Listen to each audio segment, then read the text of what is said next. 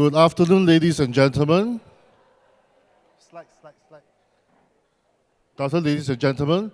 Welcome to the extraordinary general meeting of Venice Hill Resort Living, Tower 5, Management Corporation. My name is Adrian from Transpec, and I'm your facilitator for today. All right, moving on to Agenda 1, Quorum. Section 15 of the second schedule of the Strata Management Act 2013, Act 757, states that one half of the proprietors entitled to vote present, either in person or by proxy, shall constitute a quorum at the general meeting. All right, and to call the meeting to order and establish the quorum, if within half an hour after the appointed time, a quorum is not present, those eligible proprietors who are present and entitled to vote shall constitute a quorum. All right, we have 496 eligible proprietors. As at 2 p.m., we had 60 who are in attendance. So the meeting was adjourned for half an hour till 2:30. So now at 2:30 p.m., we have 70. And these 70 eligible proprietors present will constitute the quorum for today. All right, moving on. You are here today because you are the rightful owner and or appointed proxy. You wish to know what has happened since the last annual general meeting, and you have paid your charges promptly. All right, the proper meeting conduct. Please raise your hand when you wish to speak. Please only ask questions related to the agenda. And please identify yourself by mentioning your unit number and your name. And voting is by show of hands unless a poll is asked for. All right, manner of deciding matters. Section 17 of the second schedule of the Strata Management Act 2013, Act 757, states that any matter that requires a decision at the general meeting shall be decided on a show of hands unless a poll is demanded by a proprietor or his proxy. The proprietor or his proxy demanding the poll may withdraw such demand. Yes?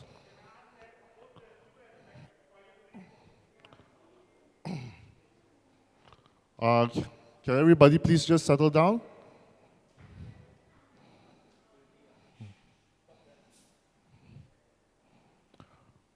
All right, I shall continue. In the case of an equality of votes, whether on a show of hands or a poll, the presiding chairman shall be entitled to a casting vote. All right, I'll just run through the agenda. Agenda 1 is a quorum, which we have just run through. All right, agenda number 2 is a welcome speech by Mr. Sia Kok Boon, chairman of the 2020-21 Management Committee. Agenda number 3, election of the presiding chairman for the meeting. Agenda number 4, updates on legal matters by Rusma Arunan and Associates, and the merger of the Clubhouse title and Venice Hill master title. Agenda number 5, to brief on the purchase of the 2021 insurance policy for the insurance sum of 651,590 for the period beginning 10th of March 2020 to 9th of March 2021. Agenda number 6, to receive and adopt the audited financial statements for the 2 financial years. Number 7 will be resolution number 1, to determine the new service charges and contribution to the sinking fund. Agenda number 8, resolution number 2, to consider and adopt the mode of settling outstanding payments due to Jakarta Tech Sdn Bhd. Agenda number 9, resolution number 3, to brief on the condition of all leaves and the phases of modernization. And agenda number 10, resolution number 4, which is a special resolution to adopt additions to the current House rules in the form of penalties for offences committed in our development.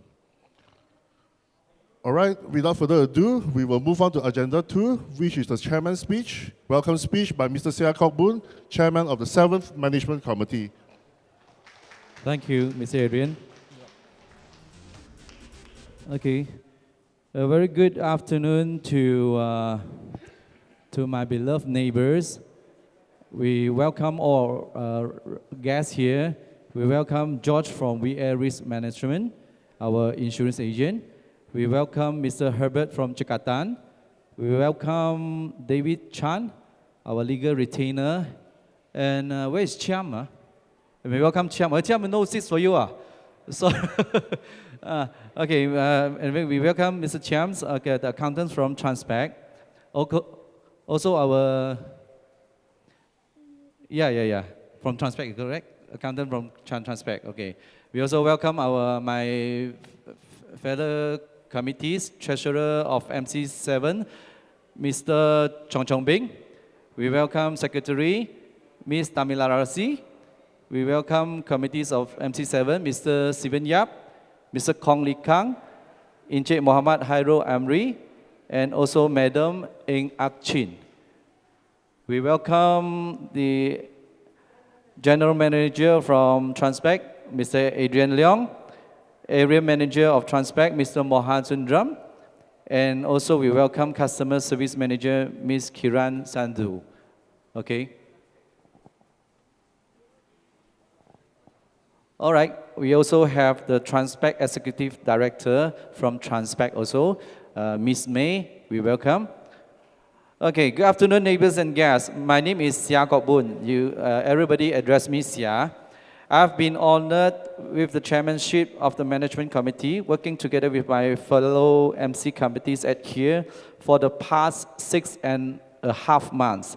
Actually, not many days after deducted from the MCO. Okay, I would like to return the honor by welcoming all of you to this EGM.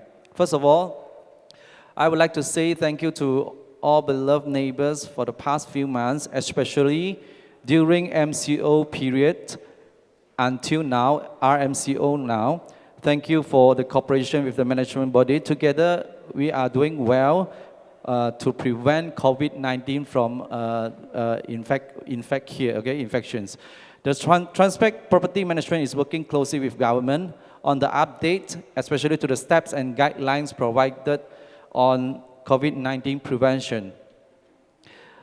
Today, my speech not going to take long because there is a time constraint for holding an AGM during the RMCO also. Today, my speech is basically covered Venice Hill welfares that are concerned by all of us, which includes initiatives taken and future plans on VH welfare matters. One of the initiatives from MC7's from manifesto is minimize expenditure of Venice Hill. We successfully saved 23,231.60 cents per month, monthly, from contractors' monthly operating costs after MC7 take over from previous management, okay? In a year time, we saved total amount of 278,779.20 cents, okay? 200 over 1,000. You can see some information from the giving table, okay? The given table. On cleaner contracts, we save 11,300 from using one reliable contractor rather than two contractors. On security company, we save about 11,933 ringgit.60 cents after requested a comprehensive security plan from Amabula, renegotiate the charge on guards paid per hour, and also reassign the amount guards that servicing Venice Hill, which without compromising on Venice Hill's safety. On insurance, everybody knows about we do revaluations at our MC7 terms. Okay, the revaluation cost MC7 using on revaluation our property value is 11,000. That means LHC valuers and property consultant. We use 11,000. Okay, previously was 19,500 ringgit. The total premium now we are paying, total premium, yearly premium is 203,533.41. Compared with the previous premium is 255,270.64. It successfully reduced amount to pay, which is which is 258,686.15 in the future 5 years times. We save about 260,000. I'm not going into deep on this. Just a brief information for my dear neighbors. The amount of saved is significantly contributing to other repair works within our Venice Hill. We have for your information, we have established a Telegram official group also, and also the notices group at Telegram. Why we are using such application? This is for a better facilitation for all owners, which include defaulters. Okay, this decision made because of the constraint of the existing WhatsApp group, because the WhatsApp group only can accommodate maximum up to 257 person. In the Telegram group, no one will be discriminated, including defaulters, okay? Because defaulter itself, they are also owners. They need updates on what happening inside our Venice Hill. Okay, the purpose of the Venice Hill official Telegram group is to facilitate owner on complaints, reporting emergency matters, breakdowns, and also suggestions to the management. Okay, the facilitation on posting are only for the valid eligible owners or non-defaulter. However, defaulters are still able to get updates on what's happening inside Venice Hill. One of the initiatives is the Venice Hill monthly bulletin, where we just started from this early of August, okay? Okay, this bulletin, monthly bulletin, what happening in Venice Hill, we will post at T5 dashboard, and also all the social media group, including our notices board at WhatsApp, also the Telegram, and also inside our official group, okay? What is the usage of this monthly bulletin, okay? It has been started recently. Management will use this monthly bulletin to update owners on what's happening in Venice Hill. The major contents inside the monthly bulletin includes updates on problems, what we found problems inside, what are the improvements we need to pay attention.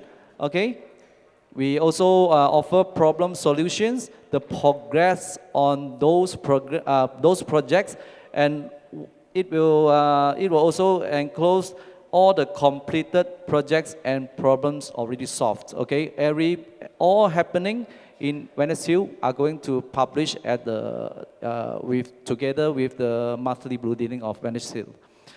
As we look back to the manifesto of MC7 on the past election, we do have some, some hopes on that. We found that we are moving to the positive future. Some of the initiatives we listed inside were fulfilled. Another initiative from the manifesto is ensure all lifts should be in working order. All lifts should be in working order. It has to be fair to all owners, because we are staying together under one roof. We hope that all of us are having a very good service, including lift service. Okay, all lifts in Venice Hill now are in working condition now, but except one lift from Tower 7 and one lift from Tower 8, which is malfunction, not function for years already, I think, in fact. Today, we have to rectify and make decision to the Tower 7 and Tower 8 lifts. Hopefully, we will get them back into working order very soon. For your concern, somebody did ask us for this question. Okay, for your concern, the Transpect Property Management, the property management agent for Venice Hill, yeah, the contract with them has been signed after the given probation period from MC7 to them. Okay, we do have some probation periods. When we feel satisfied, then we continue. The contract already be continued, all right? On collection, We managed to get a healthy collection over expenditures. In May, management had issued a reminder letter with the follow-up phone calls to defaulters, we are offering a solution for them to settle their outstanding balance. Management is giving a maximum of 24 months terms payment on settling their debts. We are having a good response from owners also. Yeah, management will start to lodge a case to tribunal for those defaulters still unwilling to pay their outstanding balance and also the debts, right after this EGM. Okay, when MC7 took over, we found a lot of damages inside Venice Hill. Guardhouse, Tower 5 roofs, clubhouse, and so on, so on. So many damages, okay? We are in the progress on trying to claim insurance from the previous insurance company. Some of them are urgently need to be attended and repaired, such as guardhouse and T5 roof. So we proceed repairing and trying to claim simultaneously. I mean at the same time because it's very dangerous. Right? On guardhouse repairs work, yeah, this is the new foundation and also the rooftop. Some of the owners are asking about the cost and asking about what actually we repair for it, okay? The basic, we are following the original structure from beginning. What is included? On guardhouse repair works, there are 4 quotations were received. 4 quotations. After shortlisted, MFA renovation works at about 34,700 ringgit was chosen on its comprehensive quotation. What's inside? The repairing works includes the piling works. Previous roof was no piling. This one got a strong piling, and also the material listed is very firm and detailedly inside the quotations. Okay, the piling works using firm materials, and inside the clubhouse, they are replacing and restructuring the wiring works. Do we have a wiring? Yeah, this is the wiring, you see. Okay, wiring works. The existing wiring condition are endangering our guards. It was full with wire looping that is not in a proper manner and safety manner. Wires exposed everywhere, including the earthing. The earthing, that wire called earthing, isn't it? It's exposed on the road actually. Okay, now they are giving service to restructure, replace the whole things in a proper and safety manner. Okay, that's the services inside, including adding some floor tiles and painting works. However, the contract offering us 8 years of warranty. You see how firm is the material, offering us 8 years of warranty. Okay, the repair work not completed yet. Is still in progress, okay, in the middle, but likely to see it completed in a very soon time, okay. One of the sad situation is our clubhouse, okay, especially when we went into the squash room, we saw a big damage actually causing by a few missing roof tiles only. You can see the damage of our court there. All the kayu there cannot bagai. A few missing tiles only. We don't know lah. We don't know which MC term ignoring this and causing that huge damages. But after we do repair the tower, just now I said we have a few damages. One of the big damages is Tower 5 rooftops tiles. Okay, after we replace it, the new one, so we have a lot of good conditions roof tiles. So we use back immediately. We utilize the good condition roof tile, repair the rooftop of our squash room. Now the repair works completed. at least we cover no more rain go inside. Okay, so yeah, hopefully we can do, we discover more, we do more.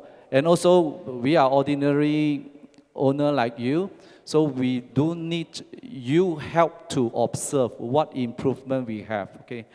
The next one, also I would like to update on the clubhouse being Sita area, okay? So we are planned to meet the authority from COB to discuss on the summon we have. We do have received one summon from COB, said that illegally renovation, okay? That complaint itself is posted by me. Last time I do write a letter to COB to complain on that because we want to stop some illegal works. And also we found that that place is maybe not suitable for run business. It's our clubhouse, not suitable for business running, okay? That's why we stopped that. So we will go to COB to discuss with them how to settle this issue, okay? On our meeting, we do discuss on that. We are going to fix it first, and we are going to chase back whose responsibility on that, okay? Whose responsibility? We're going to follow up on this case, okay? That means very soon we are going to fix back the back of this clubhouse sections. We are going to repair back, okay? We are going to settle the summon, and we will chase whose responsibility on that, okay?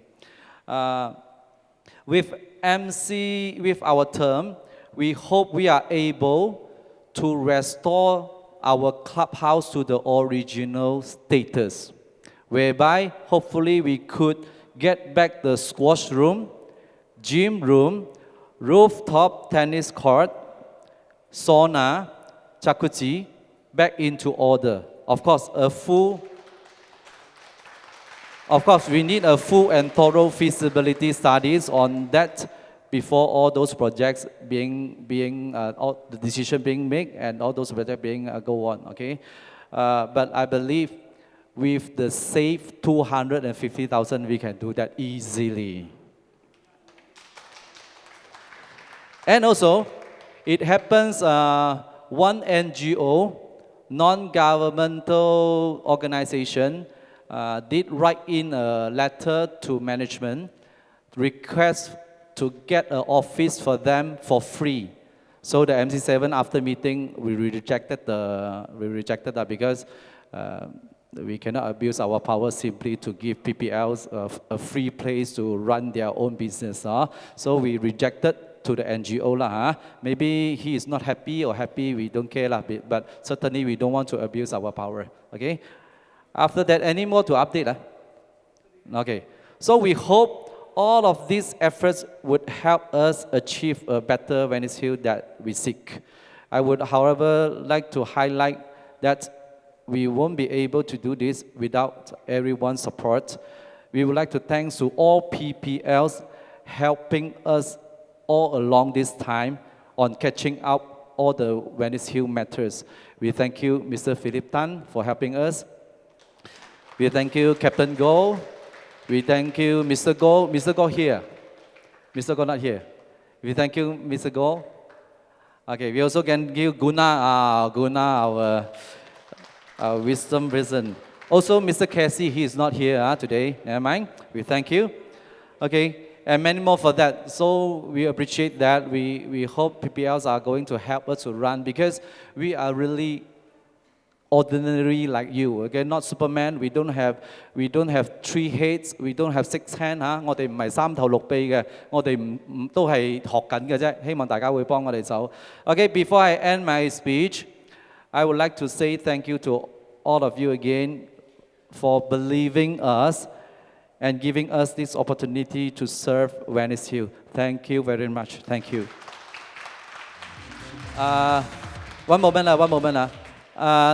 大家需要我用华语简单的讲一下我的讲词吗？需要吗？我用简单就好了哈。I will simply translate a bit into Chinese for those Chinese literacy. Okay. OK， 首先客气话我不讲了啊，就是欢迎的我已经讲了。OK， 我们就讲一讲，要谢谢大家在这个疫情的底下呢，大家都合作一起，我们Venice Hill 算是很成功啊，没有不愉快的事情发生啊。然后呢，在这5年里面哈，我们不是5年，对不起，我们在我们 MC7拿过这个权利过来的时候呢，我们每个月帮 Venice Hill 省了23,231块6毛，23,000多了。然后1年我们可以省下278千，还没有算小的，我们是算2个 contractor 而已，我们省下278,779啊，大概280千了啊。OK， 在那个清洁那个工人部分呢，我们省了11,300，在那个保安公司我们省下11,931啊，我就带过就好了啊。然后呢，在我们的任内呢，我们重新估计 Venice Hill 的那个价值有多少啊？重新估计，我们用了的费用是11千，上一任用了19,000多啊。现在我们付的保费是203千啊，那个后面我不讲了，就大概讲一下，203千，之前的保费是250多千，这个保费呢是由屋主分摊的哈，我们屋主自己给的。换句话说呢，在未来的5年之内呢，我们省下保险费，5年我们省下258,686块啊。为屋主省下258千 ，OK， 然后呢，还没有加入我们Venice Hill Official 那个官方的 Telegram 的群组的朋友，请赶快参加，因为呢，大家可以通过那个群组呢。可以投诉啊，可以有什么建议，可以在那个群组那边。我们用 Telegram 的原因很简单，因为它没有限制我们放多少人进去。我们因为有1400间屋子，所以呢，我们希望呢能够放1400个屋主全部在里面就最好哈。包括你有欠钱的。或者没有欠钱的，我们不会忽略任何人，全部人我们都欢迎啊！只要是屋主我们就欢迎。然后呢，只不过要投诉的人呢是必须要合格的屋主，有还管理费的屋主哈。不合格的这个屋主，没有欠钱的那个屋主呢，他也可以在里面。不过呢，他们不可以去投诉，要投诉要去 office 啊，因为他们欠钱。这个方便是让所有合格的屋主去投诉的，所以呢，还没有加入的，等一下大家可以联络我们所有的理事，看看怎么样加入，很简单的几个步骤。好，我们另外呢也有一个，每个月我们会发一份这个文件，告诉大家我们发现了 Venice Hill 有什么可以进步的地方，有什么东西可以修补，基本上3大类：发现，然后呢。第2就是我们在做的工作当中，我们在修理到什么程度，我们会在这边发给大家看。第3样呢，就是已经完成的工程，目前我们已经完成的工程 ，Gen said we completed, isn't it? We completed. Ongoing, OK? Gen said 我们已经知道全部问题了啊，已经 ongoing 已经 set 到一半了哈，那我们呢就在短期之内呢就会完成这个动作啊，包括 we will update them at the technical part, isn't it? OK， 那个我不多讲了哈，迟一些我们会 update 大家。总之呢，3大类会在这个 monthly bulletin 每个月的 Venice Hill 的月刊，我们发现什么问题，我们正在处理什么问题。我们已经完成的问题，我们全部都会在这个每个月 update 带大家啊。OK， 另外呢，我们目前所有的这个电梯，呢，我们都能够跑的，除了 Tower 7一个，第7座有一个不走，第8座有另外一个呢也是坏了的哈。那我们呢？今天将会决定，因为我们也要对每一个人公平。我们之前的宣言说，希望在我们任内呢，能够全部电梯对每一个屋主都公平，全部电梯都要走啊。所以呢，今天大家会决定这一项议程，希望呢我们尽快就有这个电梯回来给第7座跟第8座的屋主有这个方便啊。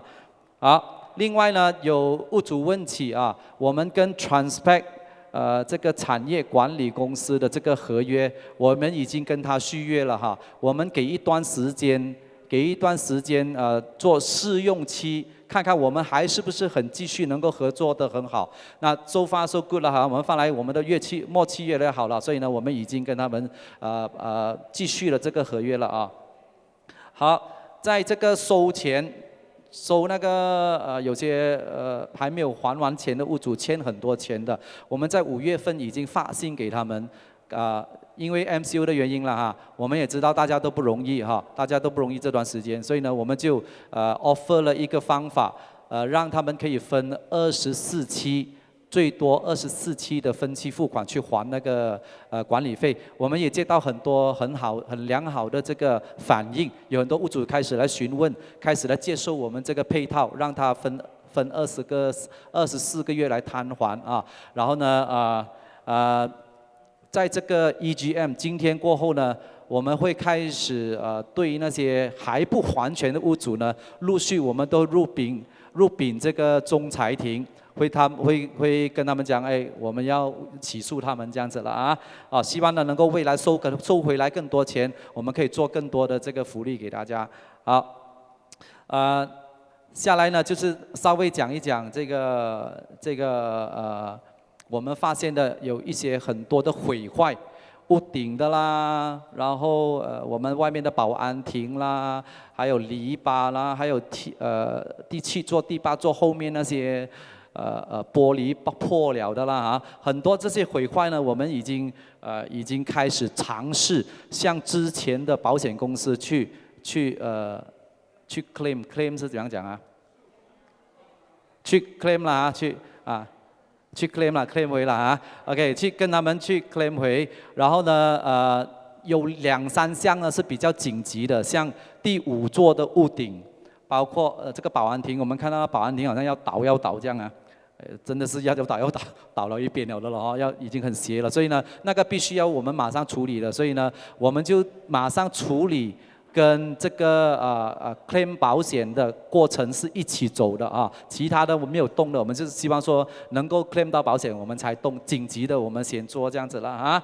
然后另外一点呢，就是在我们任内呢，我们不仔细了，在我们任内，我们希望呢能够让我们重启所有我们这个俱乐部，重启它的功能，包括里面的jacuzzi，里面的spa。spa we got 啦 ，sauna 是吧？包括桑拿，包括我们的那个 squash room 叫什么啊？壁球室包括我们的这个健身室，包括楼上的那个 tennis court 的防漏的所有工程，我们希望在我们的任内能够完成全部东西，谢谢。我相信呢，我们省下的280千做这个东西是很小的事情了啊。OK， 好，希望呢，往后的这些包括发现一些什么问题啊，都需要大家帮忙发现的。我也躲在我自己那个 unit， 大家也躲在大家有时候走的时候发现什么问题，欢迎大家去跟我们反映，让我们知道可以做。有些人呢是他发现过后，他不是要解决问题的，他要制造问题，他在这边吵那边吵，为什么吵呢？可以解决掉就不用吵了嘛，对不对？希望呢我们会努力，大家呢也帮忙我们一下，帮忙发现问题，让我们去解决问题，不是让我们解决问题，我们付钱给他们，让他们去解决问题。OK， 好，我的演说就到这边为止，谢谢大家，谢谢。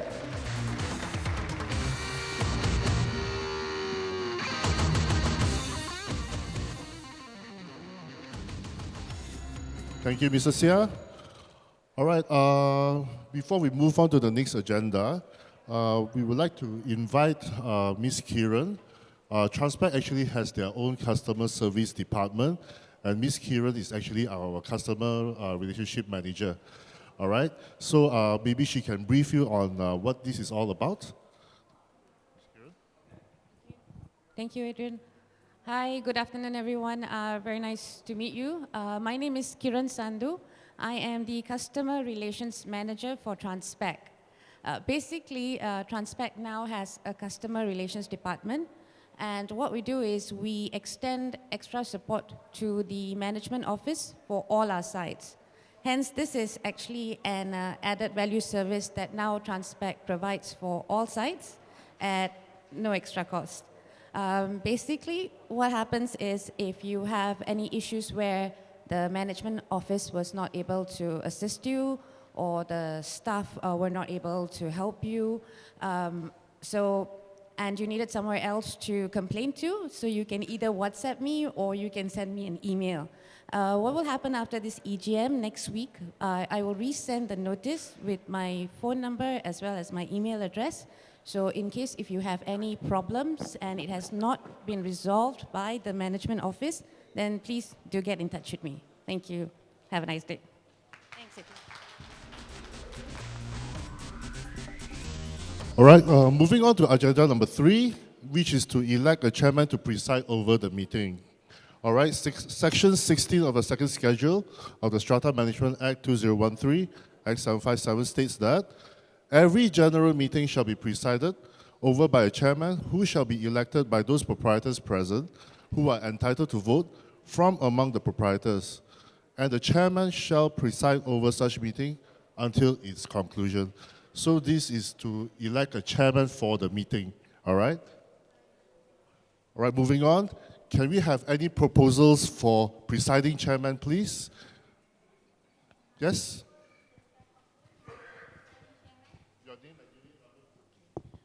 My name is Tamil Arasi, B8J12-15.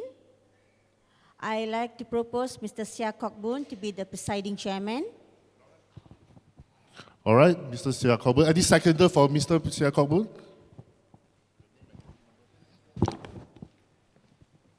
My name is Hairul Amri.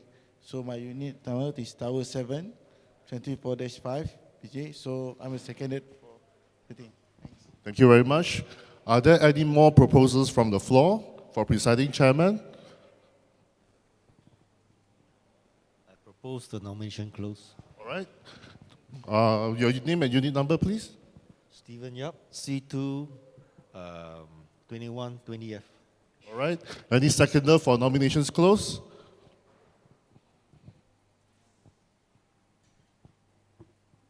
Chong Chong Ming of C-5-10. All right. Thank you very much. Congratulations, Mr. Sia Kok Boon. You are the presiding chairman for today's EGM. Okay, thank you so much. So shall we proceed to the next agenda? Okay, the next agenda would be updates on legal matters. Okay, we would like to welcome Mr. David Chan to update us on all the legal matters. Okay, yeah, let's give him a big round of applause. We welcome him. The mic is over there.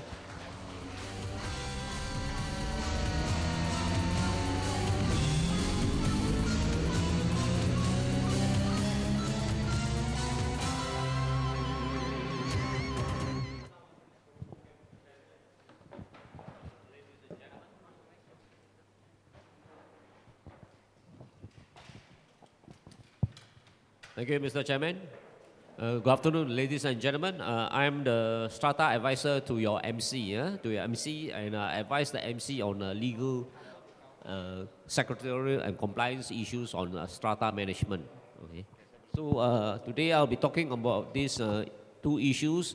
The first will be the defaulters issues. Maybe I'll show some slides.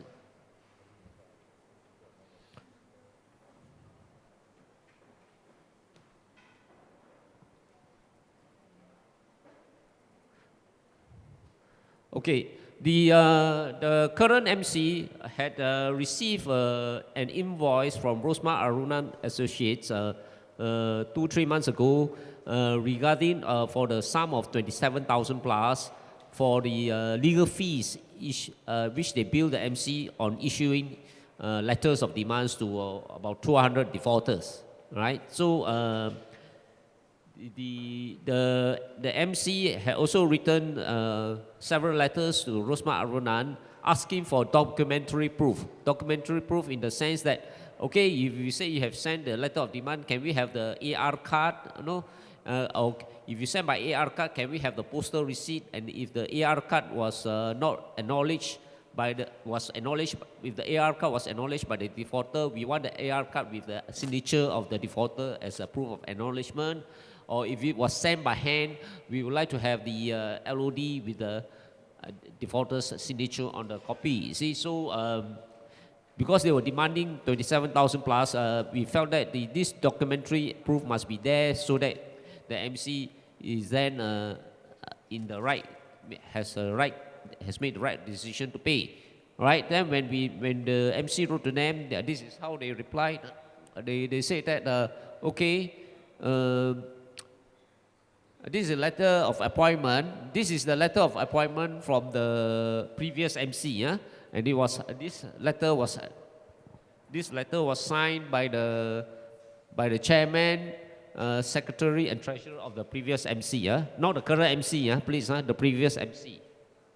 So if you look at the letter at the last, go down how to blow it? Okay. Please also be informed that the management has agreed to pay your professional fees as negotiated. Please focus on this sentence, all right? Because this current MC, when they received the invoice from the Rosmar Arunan, not only they asked for the letter of demand of $150, they are charging the current MC $150 per letter of demand, right? Issued to each of the defaulters, of the 200 defaulters. In addition to that, 27,000 being legal fees for the issuance of the letter of demand, they also have retained a certain percentage, 20% of the monies that were collected from defaulters as their fees. That means if there were some defaulters, normally when a lawyer sends a LOD to a defaulter, usually the defaulter, if he's rational and prudent, he will pay directly to the MC. He will pay directly to the MC because the lawyer is acting as agent for the MC in collecting the debt, right? So the usual practice is defaulter should pay directly to the MC. But there were many cases where the defaulters, instead of paying directly to the MC, they paid directly to the RAA. And it's quite a substantial sum because the monies that were paid to them, either in lump sum or by installments, amounted to over 200,000, right? So these monies, the lawyers say, have claimed a percentage of this 200 over 1,000 as something like agreed commission, right? So if I collect certain sum, I take a percentage of that monies collected as my legal fees. So they were saying that this comes under to pay your professional fees as negotiated. But of course, this current MC, when they took over, there were nothing in the minutes, Mr. Sia, there were nothing in the minutes to say that the previous MC had agreed with the lawyers to pay them commission on whatever arrears collected from the defaulters. So we have the MC has written several letters to dispute this fact, right? That they retain a certain sum of the arrears collected from defaulters as their agreed commission for work rendered, right? So I have advised the current MC to follow up with this RAA, and if they do not respond favorably to the letters, then I think the current MC should either lodge a report with the MACC or the police, for illegal retention of clients' monies, and also lodge a formal complaint with the Bar Council, right, on this illegal retention of monies. Any questions? Okay, no questions, then maybe, hold on. This is how they reply. They reply that, when we wrote to them, they replied that we have the right to retain the monies because this was a fees negotiated with the previous MC. But what was negotiated between the previous office bearers and the RAA, were negotiated probably in meetings Whether it's here or at the lawyer's office, we don't know, right? And whatever was negotiated verbally at the meetings were never recorded in black and white. Because when the current MC took over, handover of documents, they check the minutes. There's nothing, there was nothing in the minutes that reference the verbal negotiations in meetings between the RIA and the previous committee members. Correct, Mr. Sia? Okay, right. So the current MC are disputing the retention of the monies collected from defaulters as part of their fees. Any questions on this point? Yes, sir.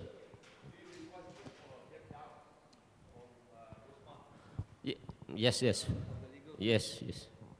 You have requested by... Yes, we requested. In black and white. Yes, they gave the breakdown. Did they reply?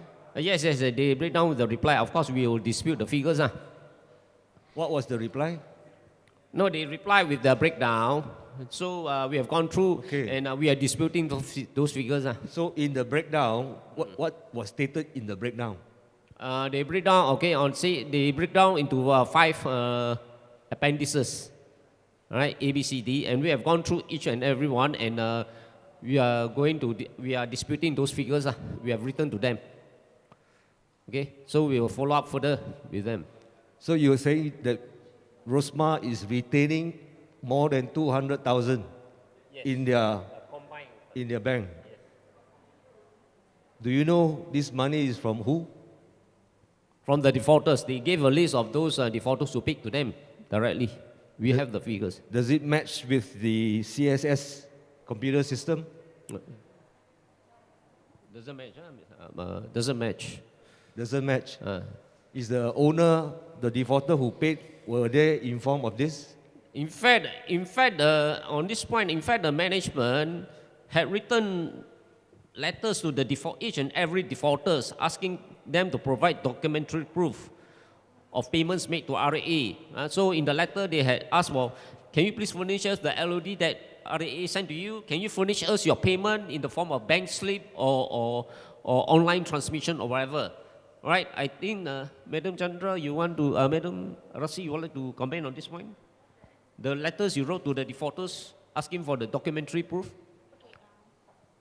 Sorry, my name is Arasi here. Okay, based for your question, right? Okay, when we wrote to them, asked them to give us a breakdown, they told us that they can't give us a proper breakdown, but their legal fee, all right, is 20% based on the collection, all right, and then the LOD letters that were sent out to everyone, yeah, they don't care whether you are occupying the unit or not. Each LOD letters are charged 150 ringgit. All right, so now we are actually asking them to give us a proof for all the LOD letter that you send out, whether the defaulter has received the letter or not. Okay, that's one thing. Second thing, owners whom they contacted, okay, they are actually charging the 150 ringgit to the defaulter. And then they pay directly to Rusma Arunan. So Rusma Arunan actually gave us a leaves up to last year, all right? Some payment fully paid, some on installment basis. So whoever paying on installment basis, they're retaining the money. They're not giving it to us because they say once they completed the installment, only then, sorry, I need to remove my mask. Only then they will give us back the money. And for people who have already paid fully, all right, they have not transferred some of the money to us, and they're still retaining it. And we had a customer who walked in yesterday. They've been paying up to July this year. But we never received any information from Rosma Arunan to us saying that we have received the payment, please issue a receipt to the owner. So this is the case that we are having. So we cannot issue receipt to the owners who have already paid to Rosma Arunan because I never received the money from them. Sorry, so that's why we have to hold some of you as a defaulter. We are very sorry, but this is legal way lah, all right? So for now, we are writing to the Rosma Arunan to give us more details, then we will move on from there, all right? Thank you. You see, the owner has to be informed of this. The owner actually has the right to direct Rosma to tell Rosma I will stop payment to you. And from now, I will pay directly to VHMC and get an official receipt from VHMC. Can this not be done? Actually, we have already sent out letters to all the 185 defaulters whom actually Rosma Arunan sent the letters. Some people who are already paying directly to them and telling these owners to come to us, come to office, okay, and tell us how much they paid. Give us the proof how much you paid so that we can compare apple to apple with the owner and telling the owner, okay, after this, you should start paying to us. We have already given, but most of the owner haven't come back to us. Only a very small number of people who came back to us. So we are still waiting. Is receipt issued by Rosma to them? Yeah, receipt, Rosma issue a receipt directly to them, okay? So when they give us a receipt, without the payment, we don't want to issue a receipt to the owners. But in the past, what happened was, Rosma Arunan will just give a receipt number and ask office to issue a receipt, but we haven't received the payment. Okay, so this is where we find discrepancy in the account, so we wanted to make sure the accounts is balanced, so that's why we started writing to Rosma Arunan. All right, thank you.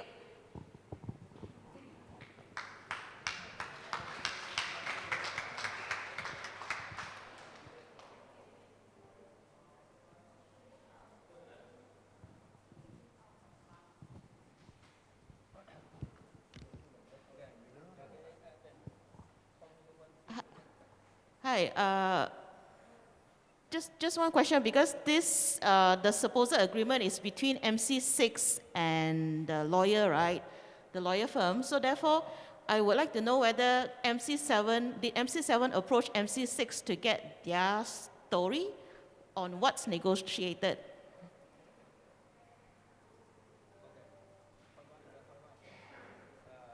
Sorry, repeat again. What's No, your request? her question is, did the current MC approach the previous MC on the negotiations between previous MC and RA? All right, for this case, during the handover from MC6 to MC7, all right, during the meeting, MC6 did inform us that there is arrangement with Rosma Arunan, but there is no detail given to us, all right? And then they told us, from now, you communicate directly with Rosma Arunan. That time, building manager was Mr. Alex, all right? So they were supposed to communicate and we were getting information from them. And then we called for a meeting with Rosma Arunan to our office. So when they came personally to our office with our MC members, and we actually asked them, what is your terms and conditions for this agreement? And can I say that? Am I able to say that, or will I be sued for saying this?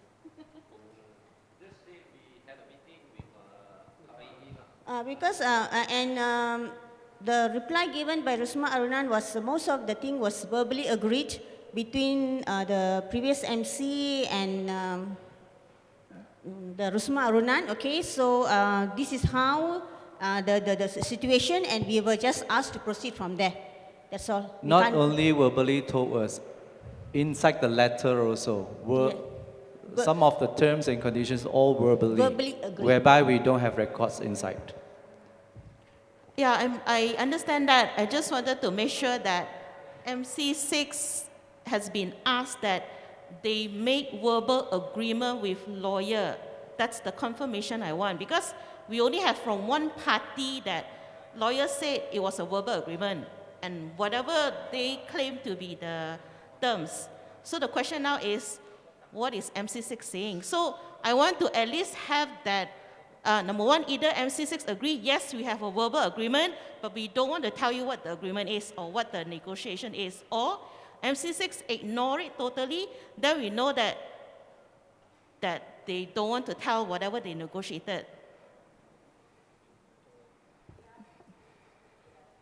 Does that make sense or not? Because I want a close look. Because you only contacted the lawyer, but what about the other party who supposedly made the agreement? Because we are now, we now have to clean out what they did. But I want to make sure that we have it on firm grounds. What was it that negotiated? Either what the lawyer said is the agreement, or they refuse to tell. At least we have it in black and white that they refuse to tell. So, okay, so what I think now is because everything, what inside us, between MC7's policies, no more verbal agreement. Everything right, black and white, okay? We don't want to any contradictions at the future in our terms. So in MC6 term, what we have, we try to settle. So when handover, they did, of course, we do communicate each other when Miss Alice tried to hand over all those documents to us, all those documents. Everything, I'm sure, all the matters happening at Venice Hill, we do go through minutes of meeting. We go through of it, okay? Before that, I'm not so active as ladies and gentlemen. Maybe you are more clearer than me. What I've been told and what we found that there is nothing stated about verbally promise any terms and conditions within the lawyers, okay? So, of course, MC have the responsibility to let owners know something we know is like that. Since you just like what you can say is, hey, you can simply say out something from your mouth. MC7 say that there is verbal covenant, no agreement. What I said, you may not believe, but what lawyer said, lawyer answer, there may be a very firm thing that we can follow up and we can believe it from the authorities. So we do have received a letter from RAA stating that there is a verbal agreement in between. I think chairman. I don't think it's in between chairman and also the lawyer. Okay, inside the letter. Of course, we will seek for the truth. If needed, we will lodge a complaint to Bar Council, and also we let everybody know something like that .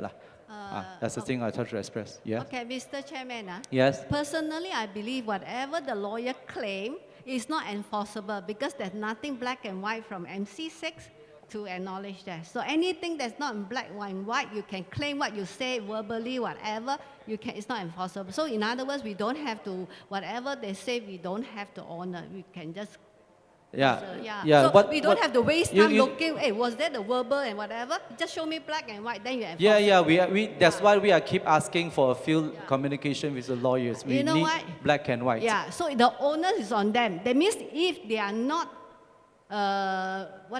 surrendering the money due, that's the police report. We don't chase them, they chase us because if they insist that we have to pay them the legal fee as verbally, there's none of our business. Problem is they retain a very great amount of money from us. We need to chase them. Yeah, we choose to chase them based on our legal right. That means if they do not pay us, we lodge a police report. This is illegal money already. Because as far as their professional fee is concerned, we are not responsible because you don't have black and white to support yes, that. Don't have proof for us. So that's what the progress we updating you the progress on what happening on the Rosmah Anuran case. Yes. So the legal fee, they automatically minus from the money they retain and then they bank into us. So like what Mr. Sia said, we are actually looking into this case seriously. And we will be communicating with all the relevant personnels regarding this matter. Okay, shall we move on? Mr. Chan? Okay, the second issue will be on this clubhouse. Okay, one word. Sorry, excuse me, Mr. Chairman. Arasi, you said they deducted what they thought is due today. That is actually illegal already. Yeah, that is very good. That means it's a black and white to lodge a report. Very good, thank you.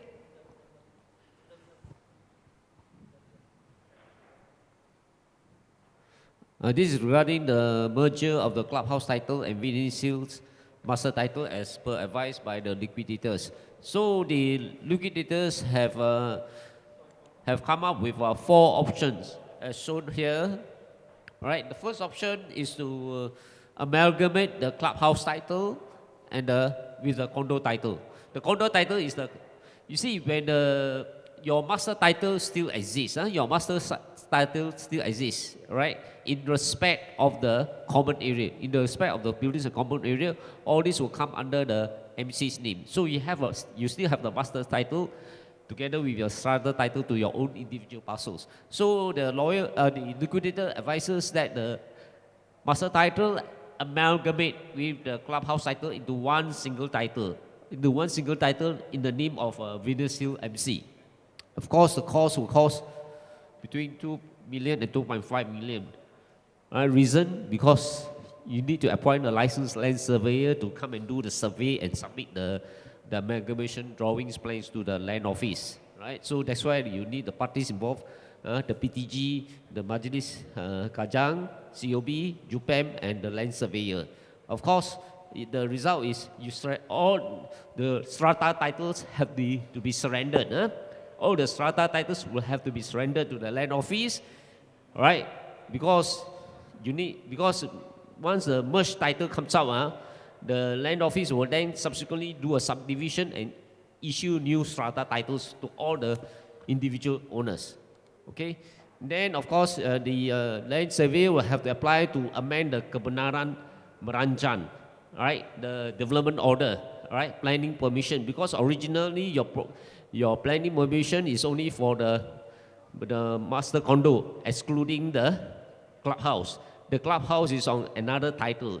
So when you merge the clubhouse title with the Venus Hill master title, it becomes one title.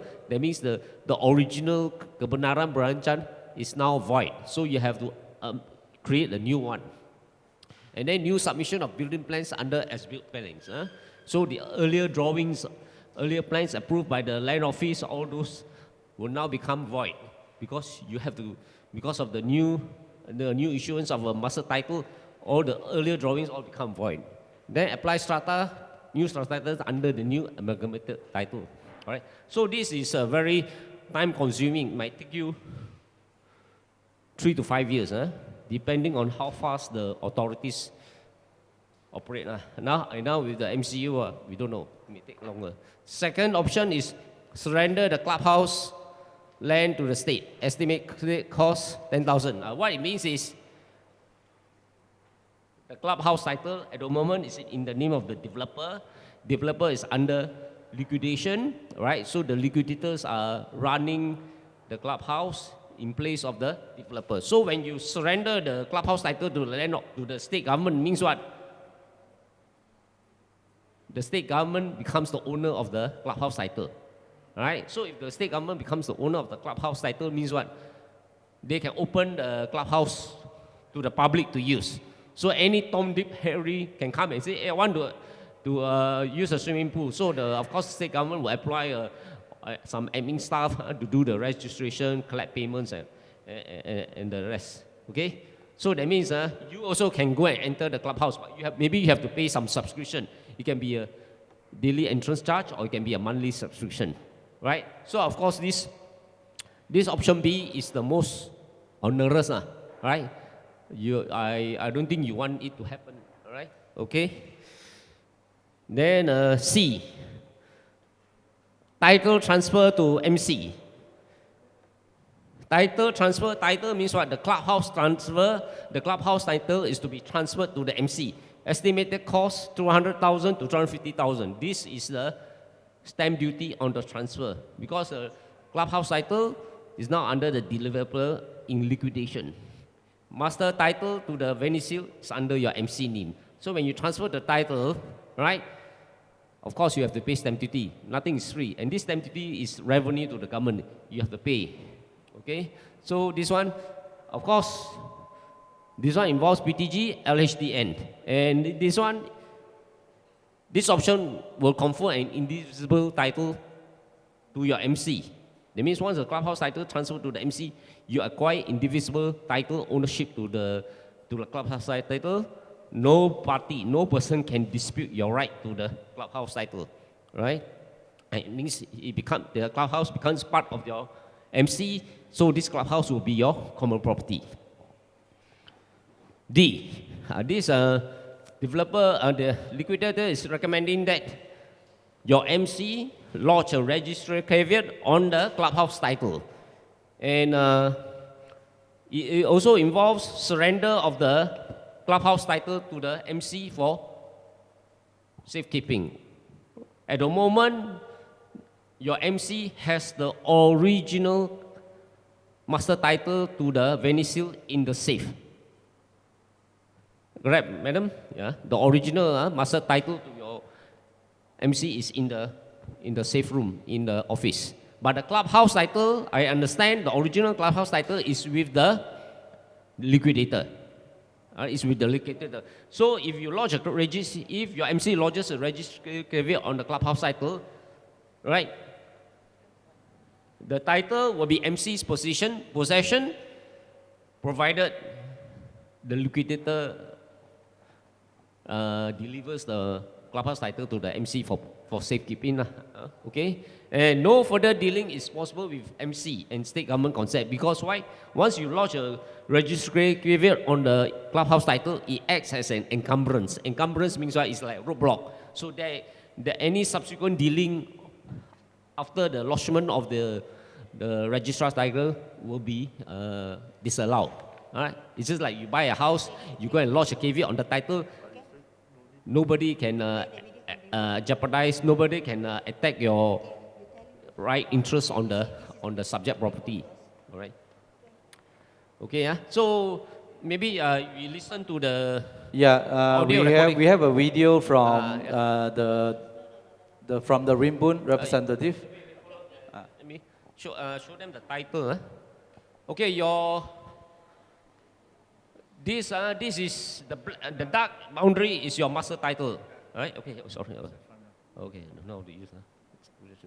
Okay, if you see the boundary, this is your clubhouse. No, this is your master title. The clubhouse is here. This is the clubhouse title. This is the clubhouse title. So originally, it was meant to merge the clubhouse title with your master title. Right? But I mean, the plan did not fall through, lah. Okay. Okay, shall we proceed to the video? Okay. This is the audio advice by the handles legal matters in the liquidator's office. So this is his advice. He couldn't make it for this meeting, so he gave an advice on audio. In regards to the MC's good afternoon everyone, this is a video from Rimbun in regards to the MC's request on the clubhouse titles. So basically we have approached three parties, which is PTG, Shalam, Majlis Perbandaran Kajang and also the surveyor, and we came up with 4 options, which is option A, B, C and D. So option A is basically amalgamation of the condo master title and also the clubhouse title. This is not workable because it requires the strata titles to be surrendered back to the state, amalgamate and then redo back the strata application. So it's going to cost you about 2.5 million to 3 million, and it's going to take up a lot of years. So option B is basically surrendering the whole clubhouse title back to the state, and once the surrender has been completed, the land belongs to the state.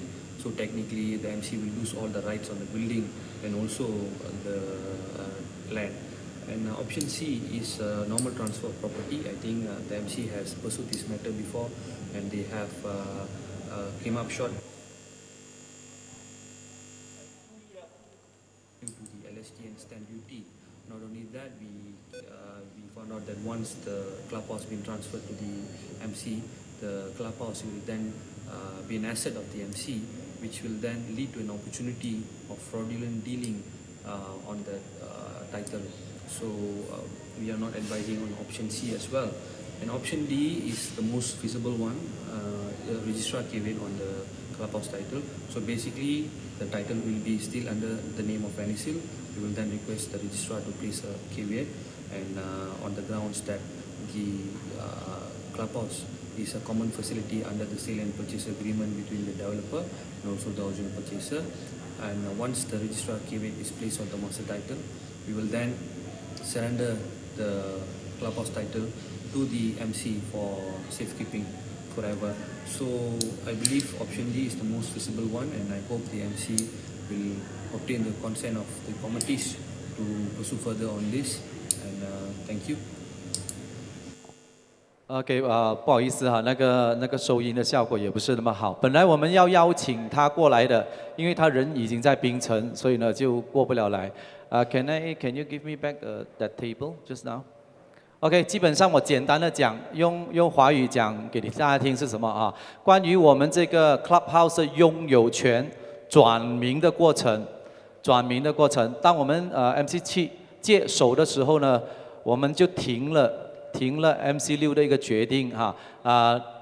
那个 advisor 那边呢给我们有4个建议，关于这个俱乐部怎么样可以转名，有4个方法可行啊。大家可以看到那个 invisible 或者是 feasible 哈 ，invisible 是在这边，就是他们的建议呢，谢谢。他们的建议呢是建议过后，他说这个建议可行不可行？infeasible 就是不可行哈。第一项我简单讲哈，就是这个合并，让这个俱乐部跟我们所有的 condo 合并成为一张台的哈。它需要的费用大概是200万到250万，费用非常高。然后呢，当我们这个 surrender 过后呢，它就合并整个台的整个地契。所以以后就改不到了。所以呢，他说第一个不可行，第二个呢就是投降 surrender 这个 clubhouse， 就是把我们这个俱乐部给回州政府哈，就是我们从此就不再拥有这个根本就不可行了，不可以讲了这个就根本不可行的。我们需要1万块1万块的费用，所以这个也不可行。我们的东西要给州政府，这个就傻了才会决定了第3个呢，就是那个 title transfer， 那张地契转给 T5 management，OK， 这个可不可行？他的建议是不可行，原因是第一，它的费用大概是200千到250千，这个建议呢也是 MC6 采取的一个步骤，它怎么样呢？也没有200千他们也很成功，谈到大概。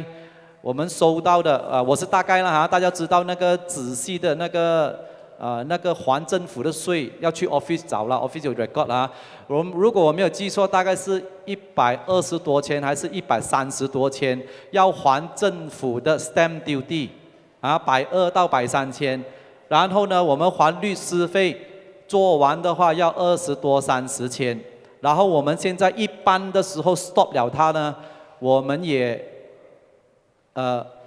花了大概13千多，没有记错，应该是大概仔细要去看了我们也亏了13千多，因为我们中途停了。为什么我们会停呢？很感谢 Philip Tan 跟我们讲，不只是一个方法，我们可以拿回我们的 Clubhouse， 所以我们就停。停了过后呢，我们停之前我们就马上跟 Rimbun 开会，就拿到这个4个可能性的这个结果所以呢，他最后讲。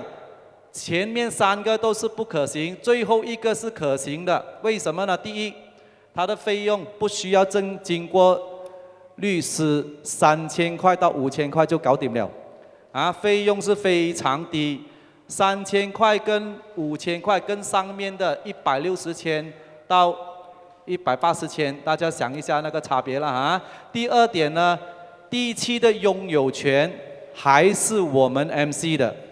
还是 MC 的，不过多了一个限制，我相信屋主将会不反对这个限制。为什么呢？以后有任何交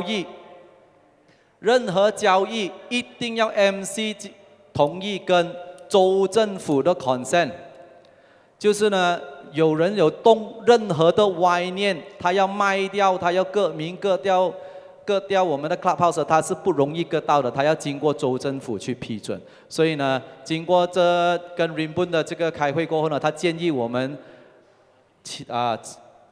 拿这个决定，做第4个，费用便宜，而且呢手续很快，不需要经过任何的律师，没有律师费，只是去做那个手续罢了就是去那个沙亚南的那个地庭那边去申请。来，什么问题？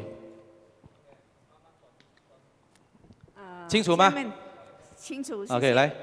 谢谢你的翻译。还有，我想告诉你，就是，Chairman， 如果说这一块地要买卖要经过那个MC 和那个州政府。是。如果有一天 MC 啊，他想，我说如果啊，他想拥有这一块地来说，或者跟州政府，你和我都明白哦，可以。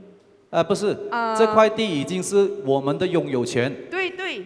换句话说，我简单跟你说，一个屋主，我们买了一间99年地契的屋子啊，我买了99年地契屋子，我要卖我的屋子，我是不是要经过 state government 对不对啊？一定一定。拥有权还是我的，没有人动到我的主意。来，你继续。如果屋主不知道的话 ，MC 可以做很多，过去已经有例子了，可以做很多东西。他跟政府交流起来，万一卖掉了，屋主怎么搞？很好的问题。应该经过屋主的同意，我认为这个是好的。很好的，我跟你讲，来，刚才那个 table please。如果这一项呢，它更好 ，MC 决定可以卖了，不需要州政府，更大鑊。那可不是更危险？明白吗？第3项对屋主来讲是危险的。如果 MC 动歪念，我卖掉就是卖掉了的。然后第4项，至少我们的那个保险的那个闸，还有 state government 那边，当然 MC 要卖这一块地，他也不敢自己乱卖的，他也会经过 EGM 的。EGM 的玩法大家都知道。找自己的 supporter， 谁多答应议案过了，他就可以卖。现在呢，我们有另外一个闸的保险的这个门口呢，就是 state government 会帮我们把关。什么把关？因为你 EGM 已经通过要卖，也不容易。他讲你为什么要卖？州政府一定问的吗？你为什么卖？那如果上面的话，他通过 EGM，MC 要卖，不需要经过州政府，那就危险了，对我们 ，OK 吗？两个都，不过那边有州政府跟我们把关，也是要通过 EGM 的，没有一个人敢乱卖东西的啊。好，OK 啊，谢谢大家。所以呢，我们将会采取第4项，多省150千，谢谢。OK， 还有什么补充吗？没有补充，我们next one 了，next agenda 了。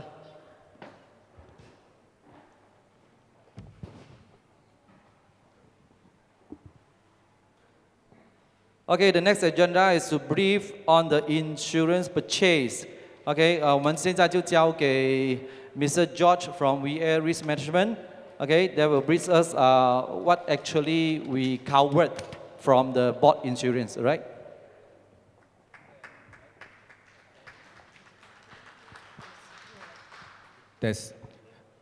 My name is George, and that's my wife, Kathy. We are from VA Risk Consultants, Sdn Bhd. And thank you very much, Mr. Chairman, MC members, and of course, Transpec, for inviting us here to Venice Hill to explain to you your coverage and and the things that we have done for you since we took over, since the MC signed up with VA, okay? Kindly do not look at us as an insurance agent. Insurance agent, you can look at it outside, there's a lot. You throw one stone also, you hit a lot of insurance agents already, okay? What VA differentiates from our service to the rest is we take care of all the claims right from the beginning to the end, okay? Most of the time, the sites will call us to help them with the issues there. And that is why today we are here, okay? And Kathy will explain to you the coverages, and also what we have done for you so far in Venice Hill. Quite a number, substantial, okay? So let Kathy explain one after another. Thank you, George. So today I'm going to explain to you in terms of insurance coverage, and meanwhile I can speak in Mandarin also. So 如果你们有什么问题，我也可以解释在华语，只是举手就可以了。好，So we quickly run through. So let me explain a little bit in Mandarin, introductions of VA Risk Consultants. VA Risk Consultants 是我们是 specialize， 我们专做在这些高楼的保险，所以 condominium、apartment、mixed offices 的保险都是给我们买的。在我们的 portfolio， 我们的account 里面，我们现在有一共152间的 condominium 是跟我们买保险的。为什么他们跟我们买保险？是因为我们出名在我们会帮我们的顾客 claim 你的屋顶被风吹啦，车被撞啦什么呢，他们都会来找我们的。好，这样我就不浪费大家时间，我就快快解释那个 coverage. So now let us run through. VA Risk Consultant is actually specialized in stratified property insurance. We're well known in claiming for property damage, casualty, and liability claims for our clients. And for the moment, we have 152 condominiums, apartments, and mixed offices in our portfolio. Right. So let me quickly run through our company structure. So it started with Mr. George Lee as a director, and me handle all the claims. So and then I have my claims departments here, claims departments, and then the policy management departments. And technical support here comes with the certificate and finance. This certificates department is very important, as in when you change over a bank, you change owner, you want to request for the new certificate, this is very important for you to contact. Then we have our HR department though. Right. Hold on. All in all, what Kathy is trying to say is that we have 15 head counts specialized only in JMB and what do you call this, building in claims insurance department people, just to help you to facilitate claims and to explain to you what is claimable and what is not claimable. You see, I never talk about insurance selling, okay? It's always about claims. You buy insurance, it's all about claims. If you have issues, claims outside, please come to us. We will help you, okay? Even though the insurance is not with us. Now, we will explain to you also afterwards that the insurance with your previous, policy, that we are already helping you, but we need to work on that further because a few of the documents are still pending, okay?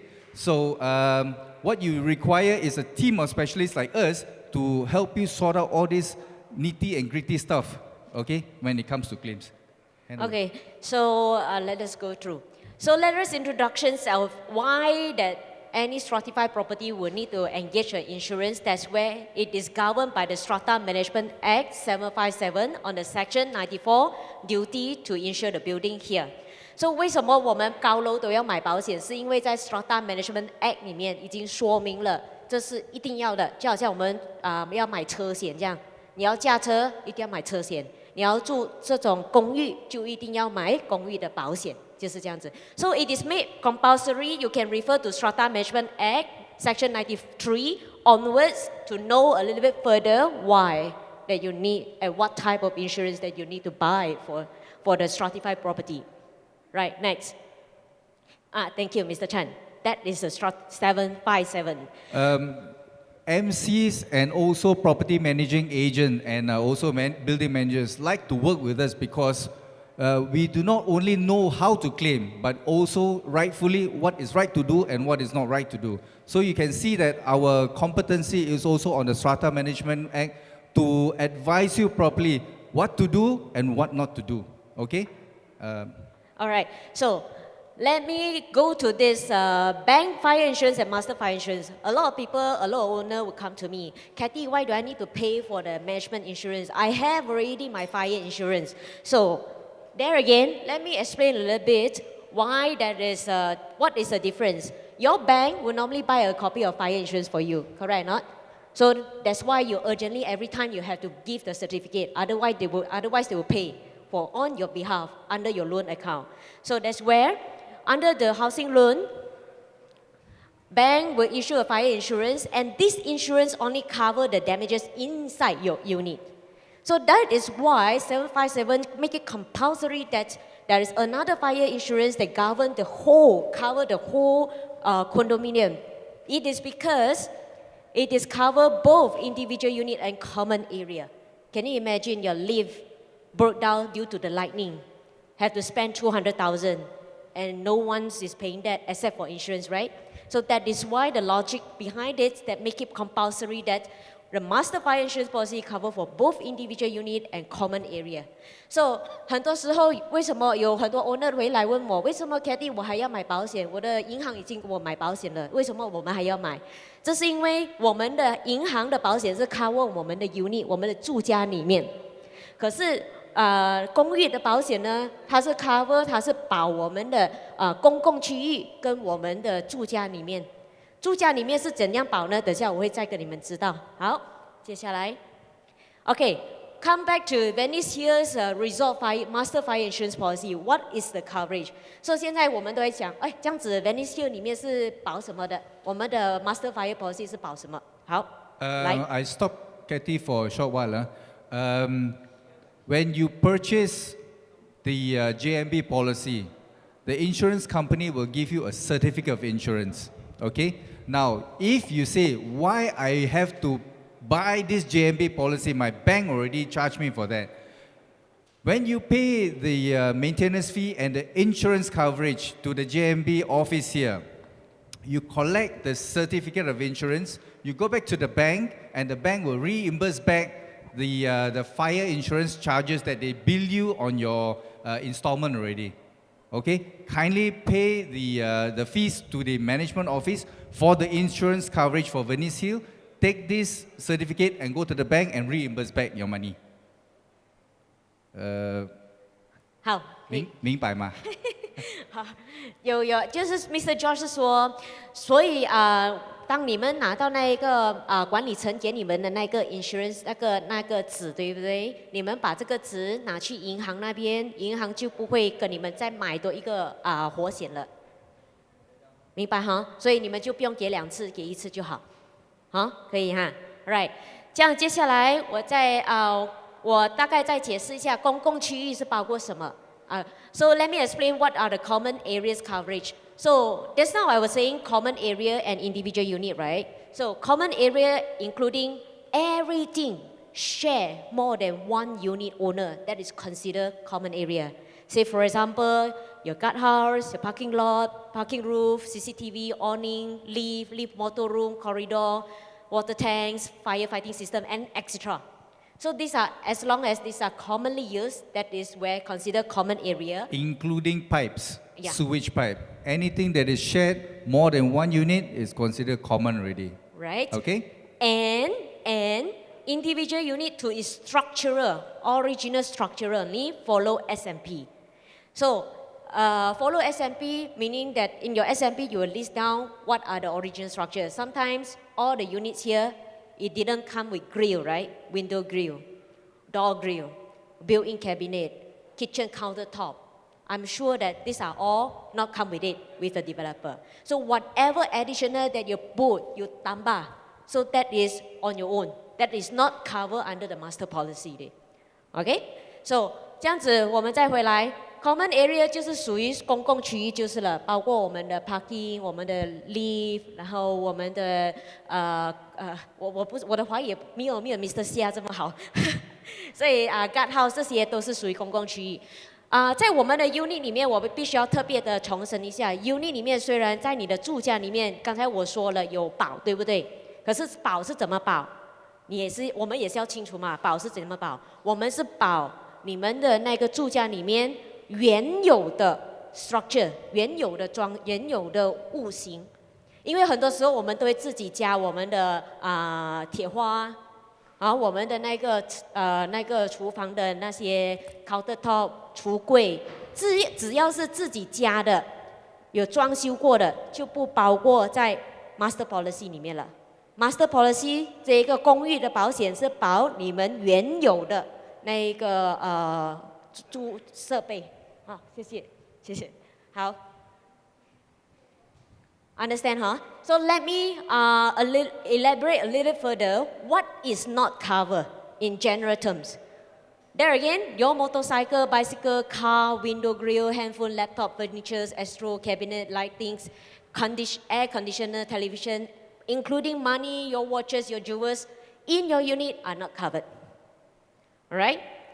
So 我再重申一下，这样子刚才我讲什么都保嘛，对不对？这样还有什么东西是不保的？我大概再重复一下：你的电话、你的电脑，然后你家的 aircon、你家的电视机、sofa， 总之是自己买的、自己加的、自己的钱，在 unit 里面就不包括在公寓的火险里面，明白啊？可以，好，谢谢你。OK， 这样子我们来看一下。So now let us look at fire insurance sum assured for Venice Hill. As in now, it is covered as per the valuation report. It is 651,590,000 as for now, right? according to Strata Management Act, it is required to evaluate every 5 years, according to Section 94, subsection 2.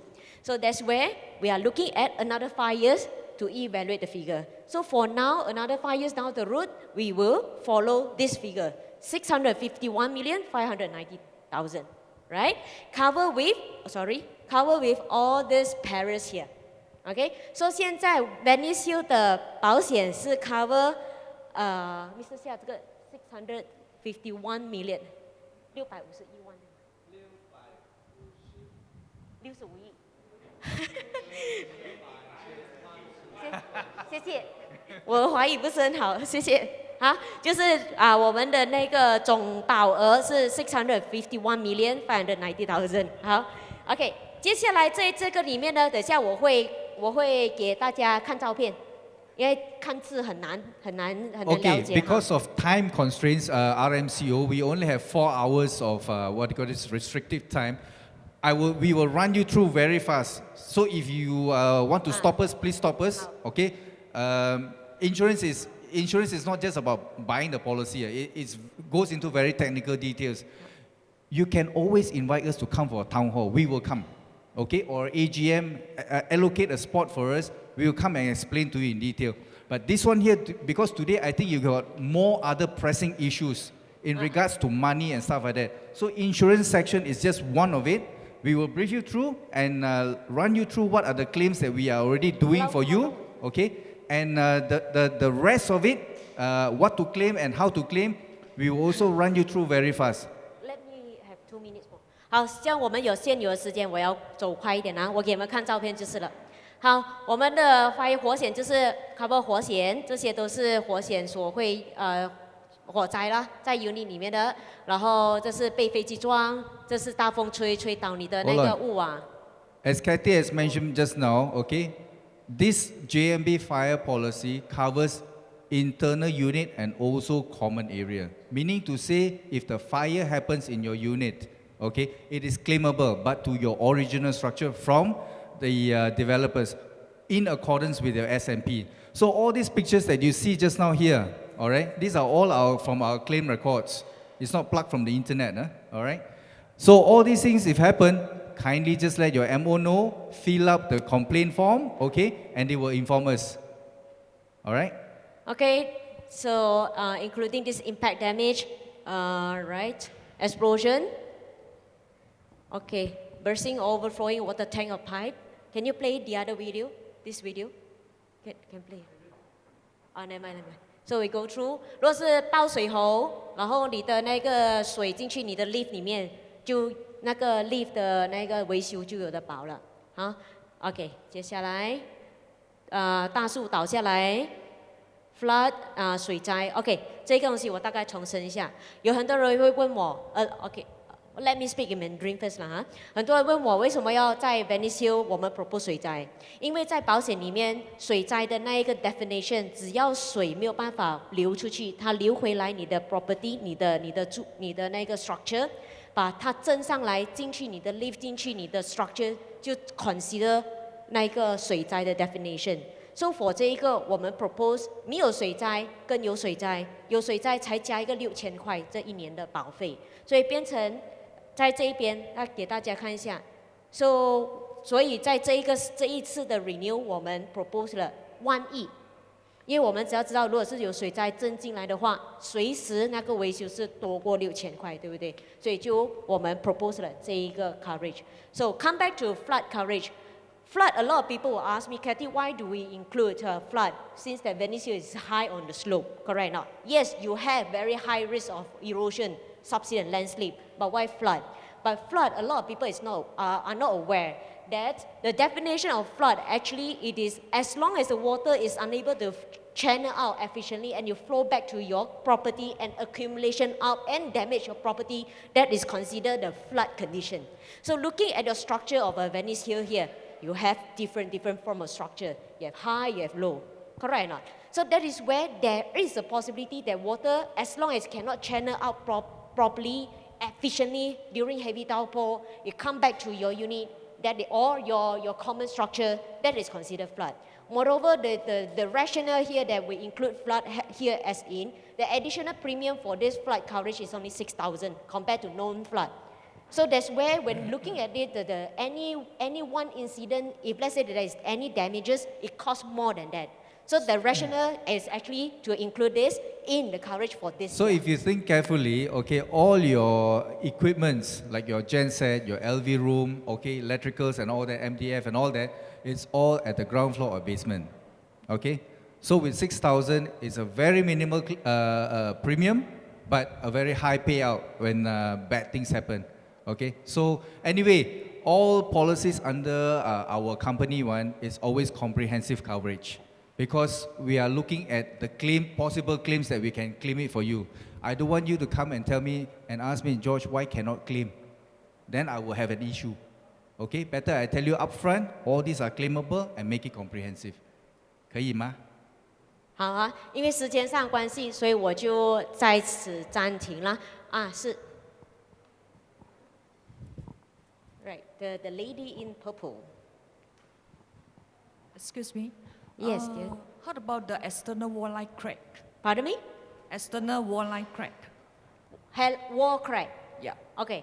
External wall crack, waterproofing, leaking, these are all under maintenance issue.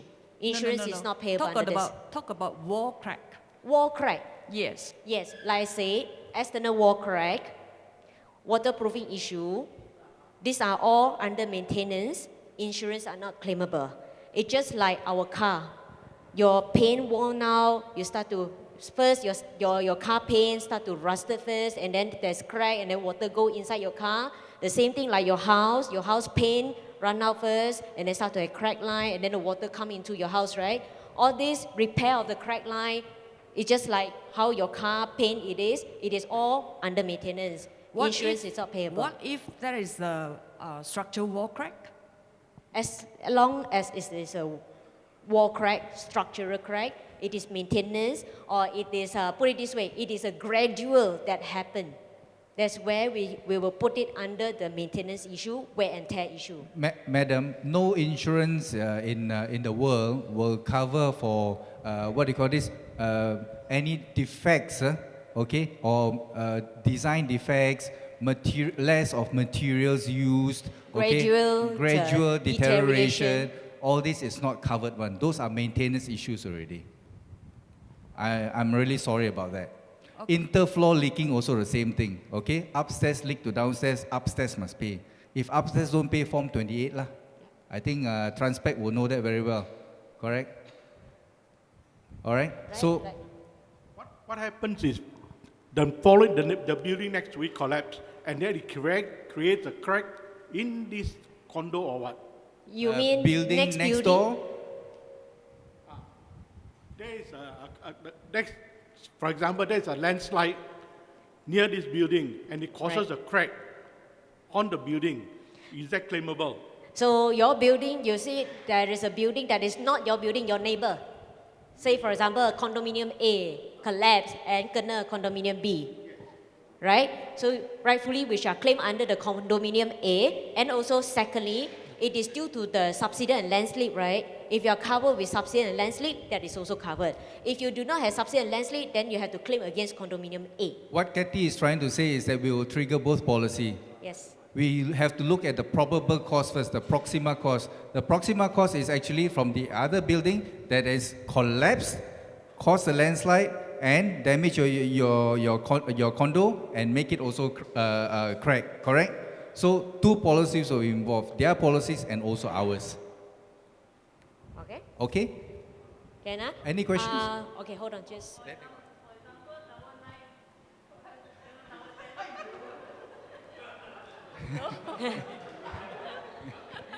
Hello? So if they collapse, I claim them and also help to claim against this policy, see which policy to come to respond to these damages. This JMB policy covers all 9 blocks. So either one, if it falls onto the other, it's also covered. Inside here. If it's inside here, it's covered.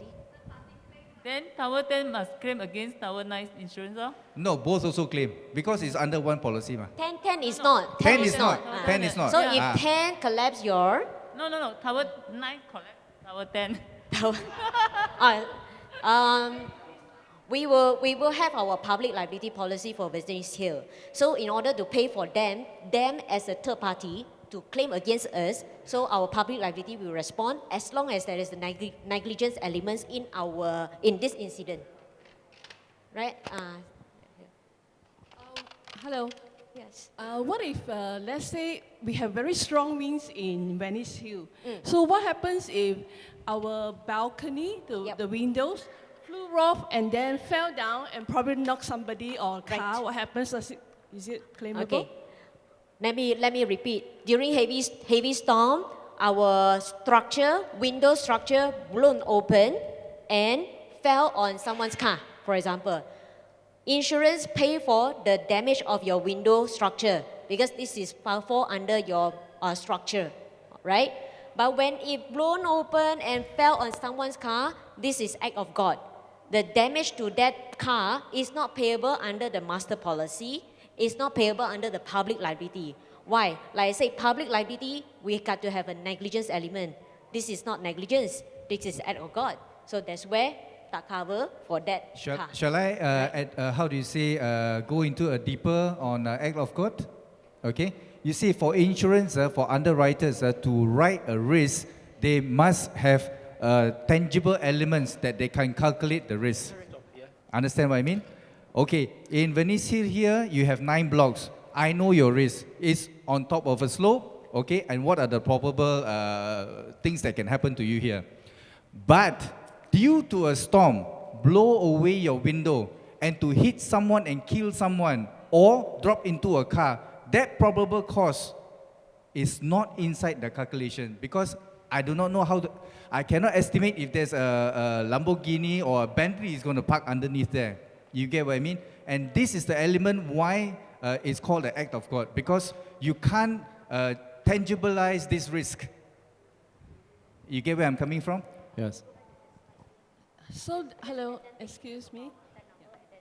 Okay, anyone if needs, just take a screenshot Excuse me, to Mr. get their George. information, any question from futures also can ask directly. Excuse me, Mr. George. You were saying that act of God. So let's say the person was hurt or something, death or whatever. So this person will claim who? That means, for example, my window flew down and then get somebody hurt. So what happens? Okay, coming back to the original cause. If it's not public liability. Okay, the proxima cause is due to a storm, blew away and damaged your window and hurt someone. That person who is hurt by your window due to the storm cannot claim under you and cannot claim under the JMB also. Because the proxima cause is due to the storm, you get what I mean? If you purposely just break your window and just throw it down, now that is your fault. You get what I mean? That person who is injured or that car who is damaged, they can claim directly under you because it's your negligence already. All right? So for public liability to be claimed, okay, you need to form a negligence, an act of that. Do I answer your question? Okay. Okay, I think this is the last question on insurance. Any further question? I welcome you to email Mr. George and also Kathy for that. Okay, or maybe you can get their number there. Okay, we follow up. We go to next agenda is to receive and adopt the audited financial statement for the past 2 years. Okay, financial years of 2018 and 2019. So, Chiam? Can we just Just glance through what we did before, glance through the record of us. The P&L one.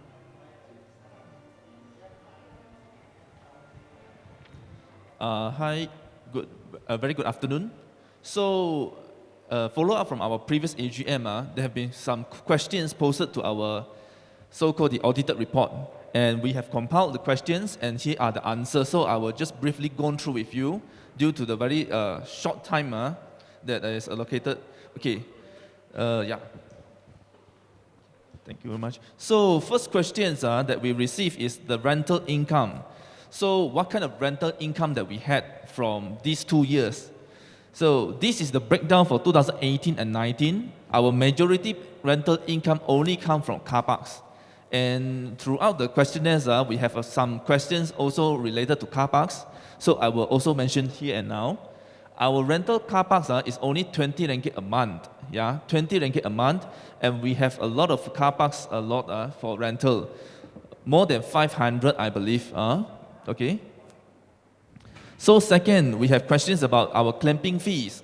How do we charge and what are the costs and things like that, okay? So our clamping is actually per incidence. If we have one clamping, it's 50 ringgit, that's it. So it's an ad hoc basis. Next, we have our miscellaneous income, 4,342. This is the income that we charge on penalty, okay? Booth rental, but majority of our miscellaneous, about 50 to 60% of it, come from our car park rental. When you rent a car park, we will paint your car number, okay, and that will cost money, and that will also be our income lah, yeah. Next, we have our auto gate burial. The question is it increases from 10,000 in 2018 to 28. So why is it more than 100%? Now this is the breakdown for the auto gate burial. The 12,000 is the maintenance contract, yeah. So in 2018, there was no maintenance contract. So 2019, the repair only increases about 6,000 something. That is also based on incidents. So if we upgraded our burial gate since 2018, so that's why we have a contract now in 2019. Next, our building maintenance details. So someone asked for the details, so here it is, all the breakdowns. What do we do on all the building maintenance, how much it is, in total to 102, 209 lah. There are some also smaller miscellaneous that is not allocated here, yeah. But this is the majority, more than 90% is already here lah, mainly on the building and repairs, which is very similar to prior year. The drop is only from petty works, okay, job basis, and also door installation, job basis also, yeah. There was a project going on in 2018, but 2019 there's no projects lah, yeah. Next, electrical and fire protections. Okay, these are the breakdowns. In totality, the increase coming from repair and parts, and also fire alarm repair and parts. These two is also project we installed the new things for our electrical applicants throughout the condominiums in 2019. Landscaping, okay. So this is our contractors, and this is the amounts that we are paying. Now, I believe inside our chairman's speech also we mentioned that in 2020, we already reduced to 31,000 instead of what we have of about 42,000 a month, yeah. So based on different towers, last time we have different contractors lah. These are the staff, number of staff and how many days they're working, okay. Next, we have a lift maintenance, name of the contracts and how much do we spend on this contract per month basis. And on the side note, for the lift maintenance, it is also including our generator, genset, and also including our figures from the lift upgrades, some amount that is allocated in 2019. That's why when you see the figures here, 23,000, you jump to 277,000. So this is about classification, yeah, classification problems. As far as the maintenance contract is concerned, there are no major increase. Next, we have security. So mostly all our contracts is already here lah. How many per hour rate and things like that. So we have Aman Bula security. It's been with us for a very long time. 52,000 a month. I believe this previously. Yeah, this is also previous figure. This is all related to our audited period. Okay, audited period. This is the how many number of guards we have and the number of rates and hours . Okay, there's 2 supervisors, morning and night. Swimming pool, there is also an increase, and the increase comes from upkeep and repairs. Not on the maintenance contract. The maintenance contract actually drops. So basically, our savings come from the maintenance contract, but our increase in cost come from one-off payment one-off service . that we repair for our swimming pool. Now question number 11, club belongs to liquidators. So why is the swimming pool cost is absorbed by the management? Now basically we are the one who actually uses the places, and we are actually running the places. So it is not fair to ask them to cover the cost that we actually incurred. So that is why the book for our account wise, we pick up all the costs that is related to the swimming pool, we repairs, we maintain, and this is all for the benefit of the residents I believe. Okay, so question number 12, we have our audit fee. Audit fee increased by 20,000, 20,000. So the high audit fee is not actually based on the audit work done. It is a forensic audit that we request the auditor to do in addition of the yearly audit.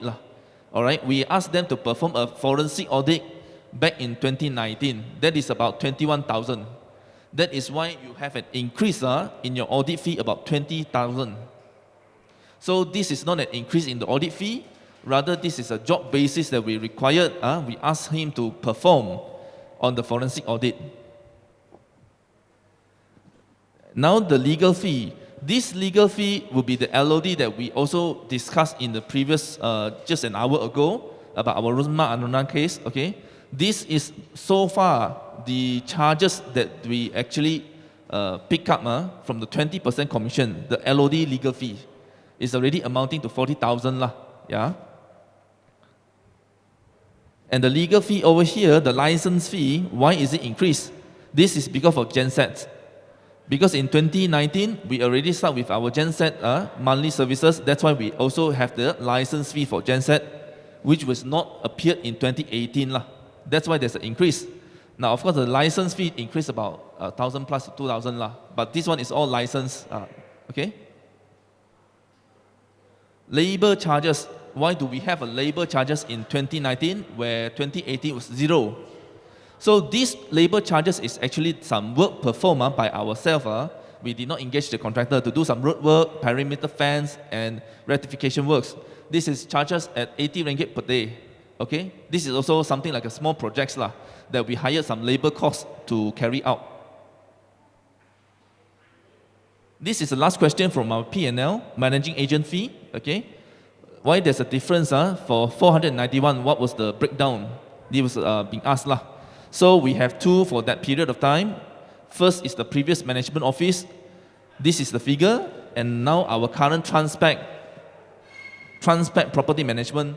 This is our fees at the moment, but not the full year It's about 8 months, 7 months against like 3 months.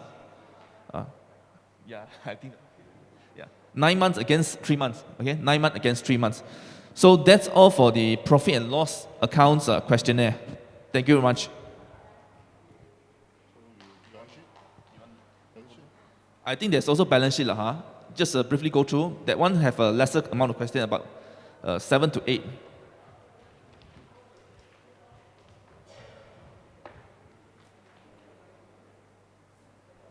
Thank you. Thank you very much. So, first questions we have from the floor. Okay. There's a prior year adjustment, and what was it? So this is from the partners, from the audit partners. The reply is actually the adjustment for corrections entries to adjust building maintenance incurred on lift maintenance. Okay, this is just a basic reclassifications on the prior year's figure. Next, we have other payables amount, okay, unidentified. Throughout the balance sheet, we will also see some suspend account, unknown account. Okay, these are all the money that we receive practically from owners. However, we are unable to identify which unit who paid those figures. So whenever you paid, please make sure you email to the management office your receipts, your bank-in slip, so that we can pick up 100% of them. Okay, we will be very happy, because without them, the audit is going to question a lot of things. You see, because we are not in a business sense and profit sense. This is a condominium. Why do we have so much of funny things inside your bank? You see. Okay, so again, this is amount paid by owners, but never send documents to the management office. Other income. So as we already discussed on the coverage on the insurance, The prior year figure in 2018 was only about 90,000. Then we have it about 253. So I believe 2018 the coverage is very small lah. The difference actually all is inside the policy, it's been settled out and it's been paid for. Okay. And the questions also ask about how the debtors, okay, have all the debtors paid for the insurance, because we already paid the insurance agents and insurance policies. So how about our owners? So from what we know, there's a lot of debtors, there's a lot of defaulters. So that's why a lot of them is not paid lah for your insurance. Car park income. So this is also related to our car park rental. Yeah. How much is been paid for? What was the rate? Okay, 20 ringgit lah. Next we have our, this is also the breakdown for our so-called car park rental. Okay, the same question lah, P&L and also the balance sheet, they ask the same thing. So on here, we have questions about our debtors, increase in debtors, and also there's a lot of money in the bank. So what has been done for them and what are the steps taken to reduce? Of course, these are all under the normal operations lah. We are trying to send out letters like we just said in May, okay, in an effort to reduce our debtors. Then we have the suspend account, 321,000. This is also similar to unidentified. Yeah. So please again be noted that our report is qualified opinion because of this suspend, because of this unknown. This problem has been brought down since years ago. Years, not even in my system at the moment have those figures. They are just brought down. So the auditor also replied, they are carried forward amount since 2015, no details provided, okay. Therefore, qualified opinion has been issued by the auditor.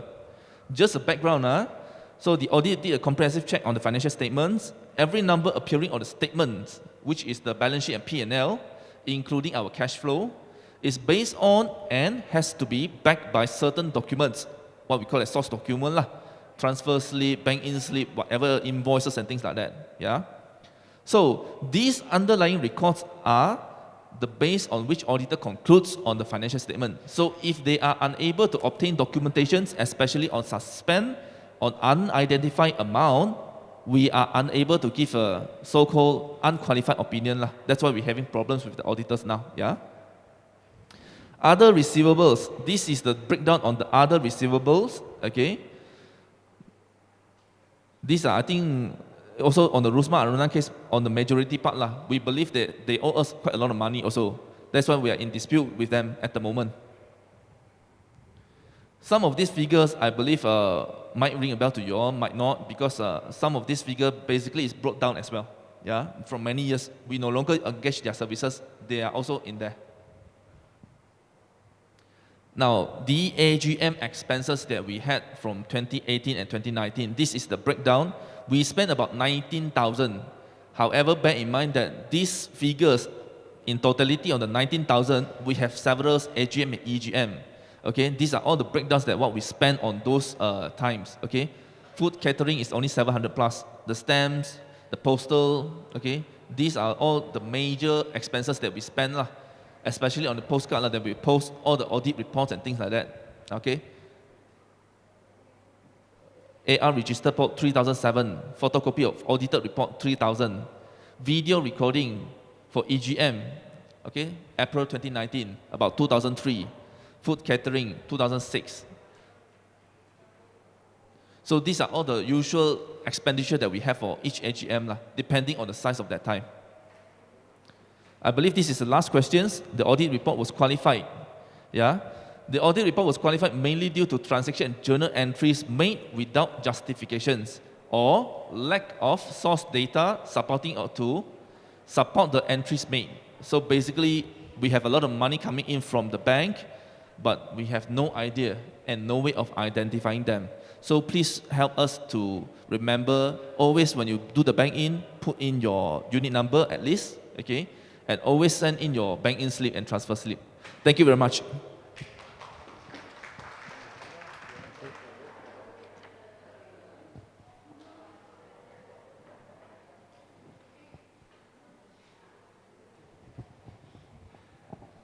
All right. Thank you, Mr. Chiam. I think he has explained very well on the queries that were actually brought up, I think, during the last AGM.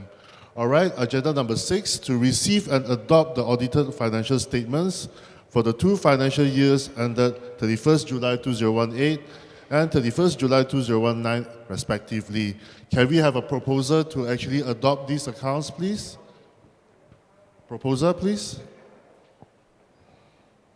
Anyone to propose to adopt these accounts? Yes, sir.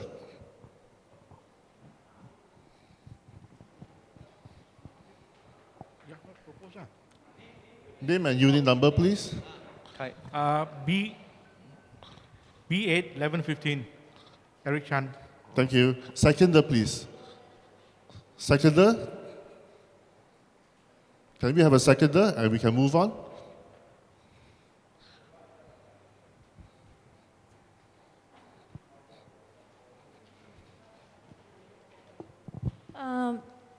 Tamil Arasi, BA 12-15. What should I say? Seconded. All right, thank you very much. So I hereby declare that the audited financial statements for the 2 financial years ended 31st July 2018 and 31st July 2019 is hereby adopted. Thank you very much.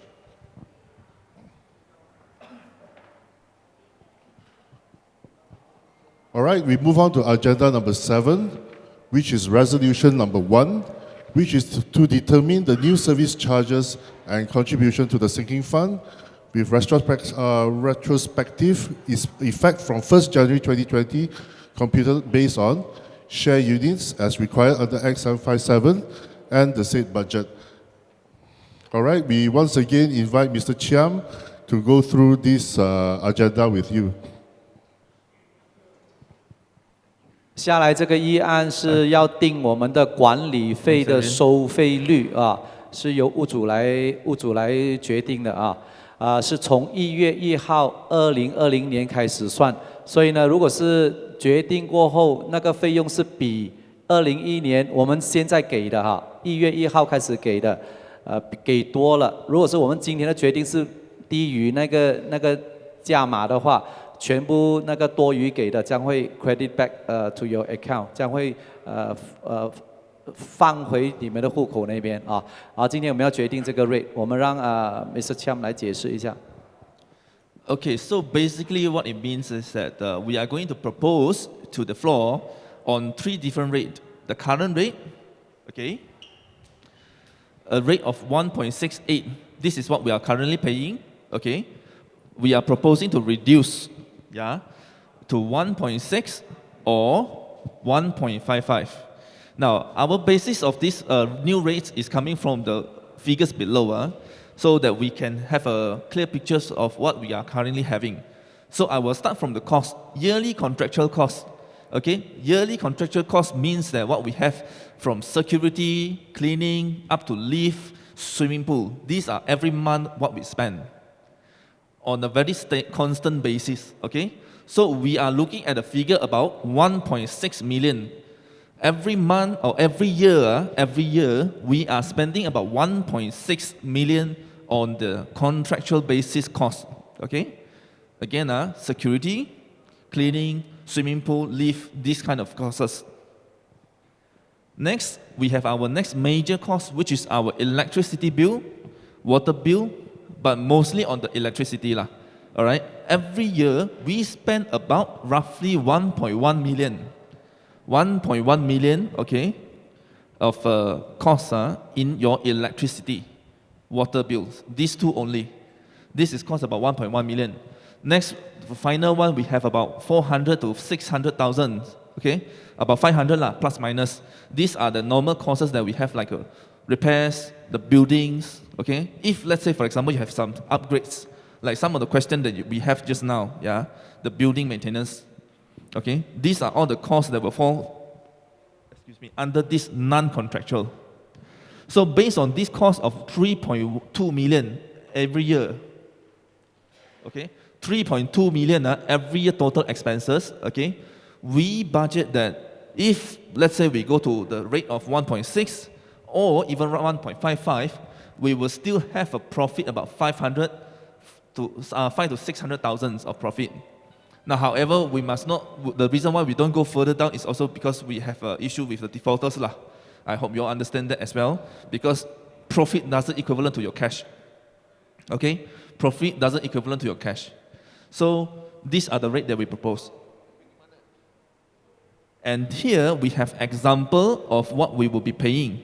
Say for example, if your unit is about 83 share unit, you will be paying a total of 15300 currently. Around there lah, 153 lah. Then if you vote for 1.6 ringgit, you will be paying about 146 ringgit. 1.55 meaning here is you will be paying in future 1.41. Not just in future, as the MC proposed, we will have to backtrack from 1st of January, the time when we change from square feet to share unit. So from the beginning period of time. So any changes that will take place, they will calculate, approve the CN amount, which means the credit note amount, to act as an advance payment. Yeah, advance payment to all the units. So the biggest amount, number of units is 272. If your unit is 272, you are paying currently about 500 ringgit. You will be paying with the rate of 1.6, around 480 ringgit per month, or 1.55 per share unit to about 463 ringgit per month. Okay, so I think also for some information, current information, according to our bank statement, these are our bank's figure. Okay, with fixed deposit about 600 over thousand, special fund, okay, is 115,000. We have a sinking fund of 851,000 and a current RHB account about 410,000. This is our bank statement figure as of 31st of July. So here we will be voting for the new rates. Where is your 1.68? No one choose 1.68. OK， 简单讲一下啦，那个收费的费用，刚才我们看到那个 table 他讲了我们的这个收取的成功收取180%的那个管理费，扣掉所有的费用，包括呢合约的费用。长期合约的费用是那个保安啊，清洁的呀，然后呢雇我们的那个check lift 的啦，还有那个游泳池的啦，那个有合约的费用呢，扣掉过后呢，我们都有盈余的。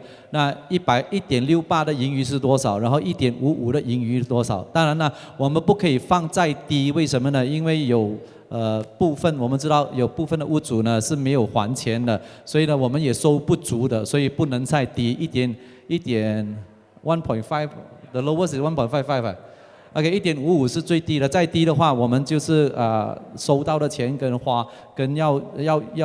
要花的钱就 negative 了的啦，就不健康了的。所以呢，现在我们开始投票，开始投票，赞成already OK， 赞成1.68的我们全部赞成用举手好吗？还是你有人建议用手填吗？用手填的话，我怕那个时间会再 drag 很久。OK， 你赞成用手填啊？举手啊 ？OK， 反对举手的要留到8点的举手，没有 ？OK， 来，赞成1.68的举手。OK， votes to 1.68. Please raise up your hand. Who agree to 1.68? OK， 没有啊 ，zero 啊。OK， Who agree to 1.60? 赞成1.6的。OK，we have two. We have two. So no need to note down no need to OK，no need their unit number or name no need OK， 赞成1.55的举手。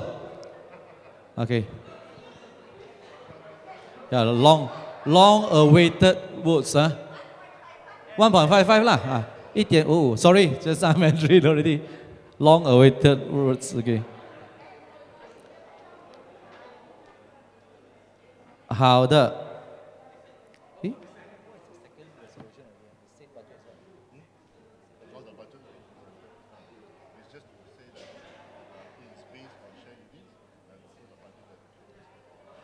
Okay, so it's the same words lah actually. So agree or not agree, just like that lah. We done already lah. That means done lah. Both ways done already. Okay, just keep raising your hand. We count the heads now for 1.55 also. And also just now the budgeting was well presented to you. At the same time now we agree to the budget also lah. Okay. Right hand, sorry.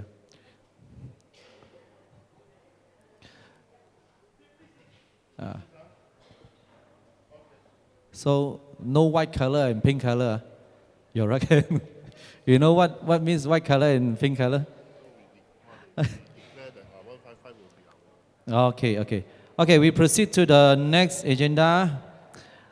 We have the other resolutions on to consider and adopt the mode of settling outstanding payments due to Cekatan Tax Sdn Bhd incurred for modernizations of two lifts in Tower 9. Okay, we have two options here to pay off 124,449 owing as at 31st of July 2020 in the first option in one lump sum payment. The second option is to continue paying 124,499 owing as at 31st of July progressively by the way of 60 installments of 2,075 ringgit 15 cents each until its full settlement in 2025. Okay, 我们有两个before that we let him okay 好，我们将这个时间先给Mr. Chan 解释一下到底这一笔钱是怎么来的哈到那个 lift 是怎么来的 okay now I would like to invite Mr. Chan and Mr. Herbert for this. All right, good afternoon. Hello, testing. All right, good afternoon, Mr. Chairman and MC of Venice. I'm Herbert from Cekatan Tech. All right, residents of Venice, very good afternoon to you. As you know, Venice last year May called for a tender to modernize the 27 lift in Venice. So the tender was awarded in September last year, but only two lifts in Tower 9. As you can see, Tower 9, two lifts, 3 and 4 were modernized or upgraded. All right, this modernization involved changing, as you can see, the controller, the motor room, the car operating panel, and the hall fixture panels, and all the wirings. All right. Okay, now the resolution you're supposed to work today is the installment plan. All right. Now you may ask me why this installment plan came about. Now it was a very tough tender, and during the tender negotiation time, I was asked to help finance the project. So that's why this 5 years installment plan came about. However, just before the new company came in, I was asked to prepare a contract for this 5 years payment. However, when the new company came in, the contract was not signed. So actually now I'm left in a limbo. So besides collecting just the down payment for the two modernized lifts, I haven't collected any money for the balance. So that's why the resolution this afternoon is whether you all will want to just pay me the balance as the lift are already running. Those staying in Tower 9 can testify to that. Or you all can opt for the 5 years installment. All right, which actually I still keep to my words. All right. All right, the next thing I want to talk about is actually the condition of the lift. Some of them will ask me, actually, Cekatan came in only last year, August, September. Of course, there are breakdowns, all right, because the lift here are 25 years old, original Toshiba lift. Good thing you use Japanese lift, otherwise, condition could be worse.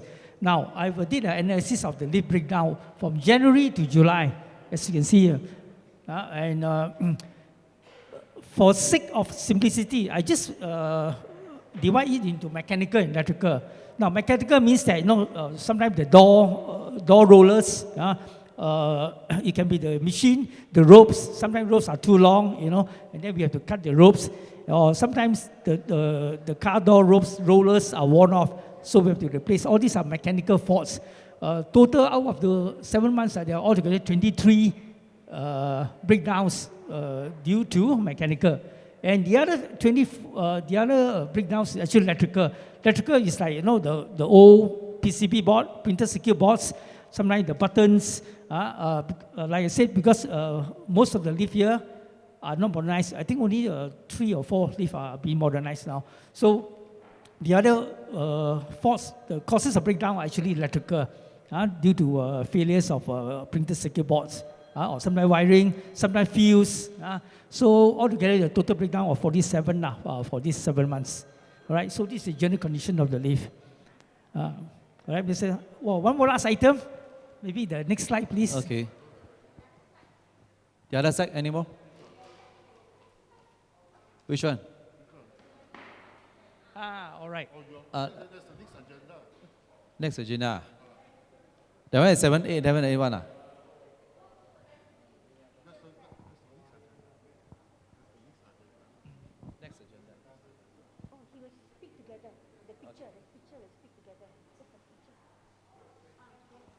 All right, the last item I'm going to talk about this afternoon is on the modernization of two more lifts. As you know, altogether, for the 9 towers in Venice Hill, there are 27 lifts. At the moment, only 25 lifts are running, right? 2 lifts are not running. One is in Tower 7, lift number 2. Why it's not running, as you can see, it was burned. I don't know when was that, right? This is the car cage, the left-hand side. And then this is another picture of the car cage, car inside. It's badly burned, right? And also you can see a lot of missing parts in the lift controller. Some of the missing capacitors, the printed circuit boards are missing. So that's why the lift cannot run. So to repair this, I suggest to modernize. That means like Tower 9, what you saw earlier, the picture, Tower 9, all right? Okay. The other lift is actually in Tower 8. Now, this lift, as you can see, a lot of missing parts. Right? This one, the brake coil is missing. The other one, some of the capacitors and again, printed circuit boards are missing. So again, this lift, I had actually proposed and suggested to your committee to modernize also. Right? So this is one of the agenda you will discuss about. Okay? Okay, thank you, Mr. Herbert. Okay, before we proceed, come. You get your mic here.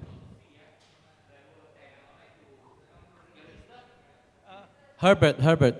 Okay. John. After your modernization, do you give us a warranty period? Because our lifts are not under comprehensive, if I'm not mistaken. Yeah. The warranty is 2 years. You mean anything after your MOD, anything breakdown, you warranty is for 2 years? Are you sure? The parts which are modernized. You understand?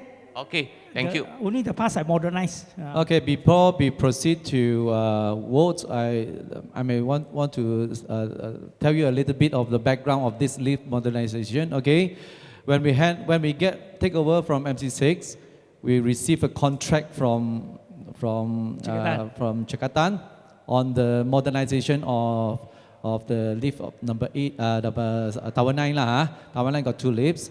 Okay. There are no contracts signed before. Decision made and no contracts signed. Okay? Suddenly we asked to pay the amount without any, also no black and white.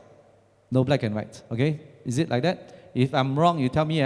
Okay, that's why we hold the payment. We let owner to decide. Okay?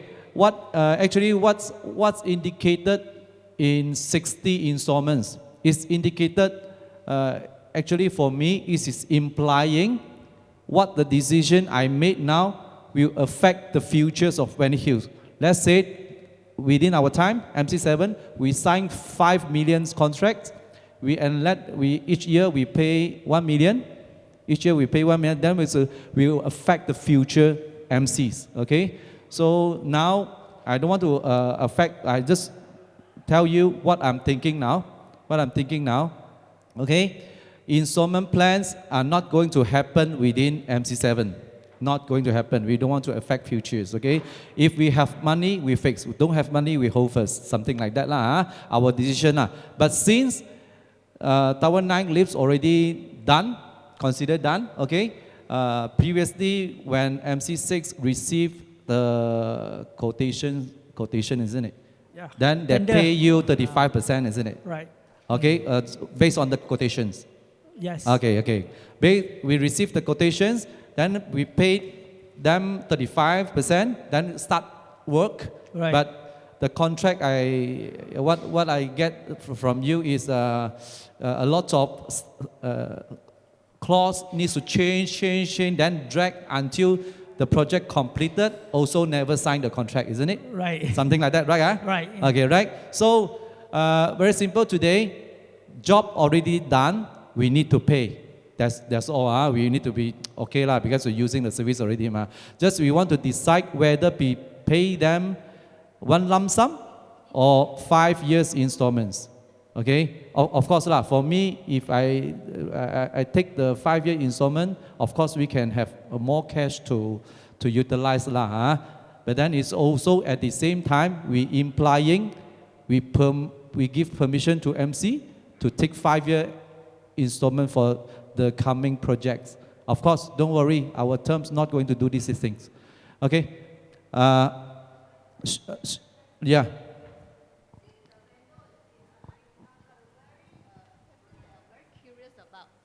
How is it you are able to supply services without black and white? I'm very curious. All right, service is separate. Maintenance contract is under a separate contract. Just now she said now is modernization itself, Yeah. the two lifts one. the Yeah. two new, there was Yeah. no contract, no No agreement. contract, no agreement. So I'm very curious. We Chinese do things sure got contract. What's the reason? What makes you love us so much without black and white? Actually, do, Jakarta is weak team. Huh? Jakarta is weak team for me. It's weak team. Very what? Sorry. No, that was a letter of award. Okay, so we based on the letter of award and the down payment to order our equipment and start installation. I mean, there was a black and white order lah. But of course, the payment 5 years. So I was also asked to prepare a contract, which I did, and passed to the previous committee. But they didn't sign it when they handed over to your present committee. The reason I ask is because of two. First of all, it is not good for us to, I'm not saying who is lying, but it's not good for us to honor something, there's no black and white. No doubt job is done. Moving forward, the reason I highlight this, moving forward, everything must have contract one, right? Black and white. It's not fair for us to assume, your honors or whatever. It come to business, there's no such thing one. I think it's moving forward, we must always have black and white. There's no such thing. At least within our terms, no verbal promise. Yeah. So must have black and white. Whichever party enter into without black and white, I wonder who is who, what is the reason behind it? Is this so wonderful to have no black and white just based on love and trust? Yeah, okay. Like I said, there was black and white. That's a letter of award, but of course, the contract at the time, they were pushing us to complete the job. So ask us to complete. But by the time we complete, then the new committee comes in. Herbert. Yes. My first question. What is the total cost of modernization for 2 lifts? The total cost? All right. Just the electronic parts. Now, I mentioned about electronic because later, during the modernization, we found that many things were missing, were damaged. The mechanical parts like the door, rollers, the ropes, all that. So we asked for additional VO operation work. I think that cost about 30,000. So okay, if just the electronic portion was about 69,000 each lift, so times 2, roughly about 138 Okay. So you pass the mechanical, another maybe 170. 150 something. We paid 35%. Now still got 124,449. The one include the mechanical Okay. So shall we proceed? My second question is, I heard that MS Elevator was also helping you in the modernization process. Is that right? MS was helping in lift number 2. Okay, what happened? Now, there are 4 lifts in Tower 9. All right? We modernized lift 3 and 4. Now, while waiting for my equipment to come in, lift number 2 broke down. So only left 1 lift in Tower 9. I think those staying in Tower 9 would know the pressure, especially if the 1 lift break down. So happened, lift 2, the bearing gave way, very noisy. So we tried to change the bearing, but in the process, when we dismantled the gearbox, the gear also kaput. So by the time we got all these things right, the motherboard, one of the board also gave way, couldn't start.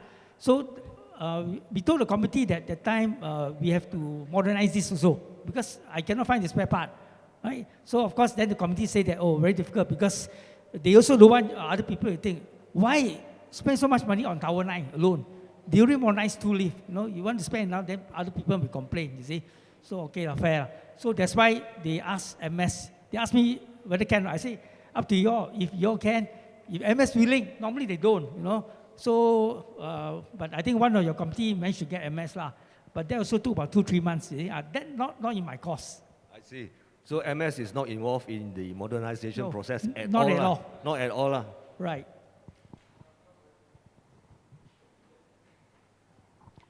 Albert, is it true that I heard that some working parts were replaced with new parts? Is it true? Working parts replaced with new parts? Those working parts, they were also replaced with new parts. That means still function parts, we replace new parts. Still functioning one. For the modernization? Can use, we don't use, we replace it for new one. No. Any incidents like that? No, like for example, your motors, your gearbox, they will not replace. Even your ropes, actually the sheath are not very good condition. But at that time, we told committee, just use it, maybe it lasts another 1 year, 2 years, like that. We try to save as much as possible for your, because I know the budget, limited budget. That's why your previous committee asked me to help finance by giving 5 years terms. You see. Okay, any others? I have a last question. Right. Okay, during the previous AGM, Mr. Ananda, the previous chairman, mentioned that all the lifts were bypassed. I would like your comment on that. But this is what he mentioned during the previous AGM. No, not true. When you say bypass, very, very dangerous. Bypass means that when the door open, okay, the lift can move. And then people may get injured or even killed. It's a very, very dangerous act. That's not true. In fact, as a responsible lift company, if anything happens, I'm more worried than you all, because my company license will be gantung. You see? That's absolutely not true. So you are clarifying that the previous AGM, previous chairman lied during the previous AGM. The previous AGM, I don't know. This is the first time I attend your meeting. Okay. I don't know what transpired in the last AGM. Okay, thank you very much. Maybe just a comment, I don't know. Yeah. Okay, welcome. Okay, last question. Yeah. After your MOD, do we need to go for JKKP inspection? Yeah. It was done in February 6 this year. I think the certificate already out, I've given to Mr. Chandra, your bidding manager. The CF, the new CF. Okay, shall we proceed to the vote now? A is pay one lump sum. B is pay by installment. Mr. President, can I just ask a question regarding the installment? You see, we have 124,000. If we pay by installment, let's say in 5 years' time, so what I worry is if we pay straight 124, do we still have enough money? Because we still have other lifts, and from the chart from Mr. Xia, it says that there's so many frequencies of the failure of the lifts. So do you think we have money to to to maintain our leaves for the other blocks if we pay one full sum of 124. Thank you. Okay, thank you for your question. All right, we have money, all right? So for the case here, 124, one lump sum, it's not like I'm going to issue him a check 124 immediately. We have a period until December. So this amount maybe we will give them in 2 or 3 payments, all right? At the same time, earlier we showed you a slide where what is our finance situation, our savings in the bank and blah, blah. So we have money to repair other leaves also. So we are stable. Shall we go for voting now? Okay, shall we? Yeah. Can I? Okay, come. I'm actually surprised that we are arguing why we should pay a lump sum or in progressive, because we are not paying you any interest, right, Cakatan? So, No. as a person thinking of returns, I would go for installment. Maybe to help him out, maybe not do 60 months, maybe improve a little bit, we pay a little bit faster than 5 years. Yeah, I don't think we should pay 124 straight out. It's okay, it's okay. You can always wait for option B. No Yeah, worry. Okay, because we have this option because we don't want to use our power to decide for owners, that's all. Okay, because the first option, of course, everyone will know if can pay by installment, why we want to pay one lump sum, it's like that. It's like that. But comes to MC decision, is it implying also we can buy something very expensive and burden the future MCs? Something like that. Okay, of course we are not going to encourage that lah. So yeah, you can always have your choice. No worry, no worry. Okay, you can also always go for option B. Yeah, because what we are trying to say here is that if we start taking 5 years installment, we are burdening the future MC, number one. Number two, we are opening a door for future MC. They can sign for 10 million contract for another 5 years, and we have to suffer and pay because we don't know what's going to happen to our building, what is going to break down soon. So we can't foresee what's happening in future. So we should be in current. That's what our MC stands lah. I think the question is, when we are going into a big project for Venice Hill, VH, if you are going for $1 million project or whatever, that's when you come to the owners and ask, should we take this project? Yes. Yeah, because you're going to burden us for the... Yes. The job has been completed. Now we owe them the money we want to pay. Yes. But we want to pay where it is the best for us. Yes, okay, Yeah? okay. So Okay. in No future- offense, yeah. it's like that. So in future, I think the people, the owners, we must agree when you go for big projects, not how you're going to pay, but the big project. When we commit Yes. the big project, we already know Yeah. how we are going to pay. Have you got any knowledge from this project and being decided? Say again? Do you have any idea before this happened? What? You have been told there is an installment plan? There is a modernization? Just like Jakarta. Yeah, that is why we are here today. Yeah. So we want to give back all the things, let owner to decide, that's why. We want to decide with you, okay? Yeah. And we don't want to burden the future MC, something like that. Okay? So let's proceed to the payment method. So of course, we are not going to encourage starting from now for installment. Got money, we do. No money, don't do. Okay, option A, one full lump sum payment. Option B, pay by installment, 60 installments. Okay, who agree to the option A? One lump sum payment.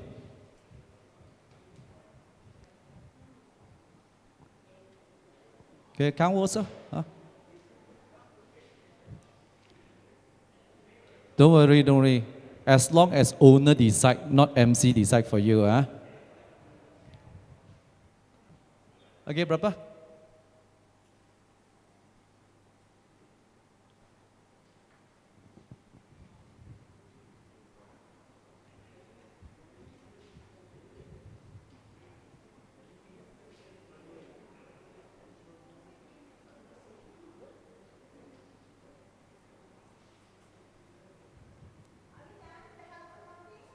Okay ya, habis berapa orang?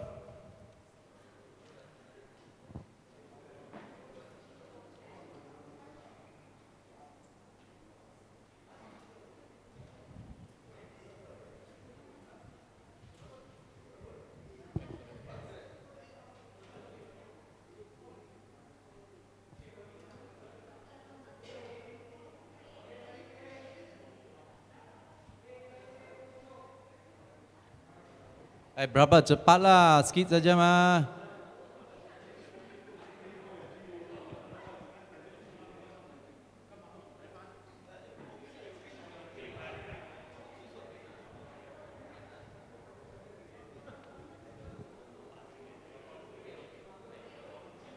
Sudah? Berapa?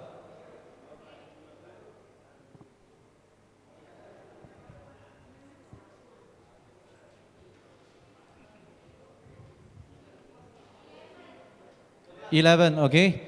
Okay. Was to settle the outstanding balance by 60 installments. Raise up your hand.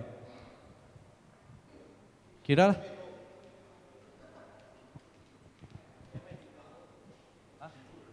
I will already, just now.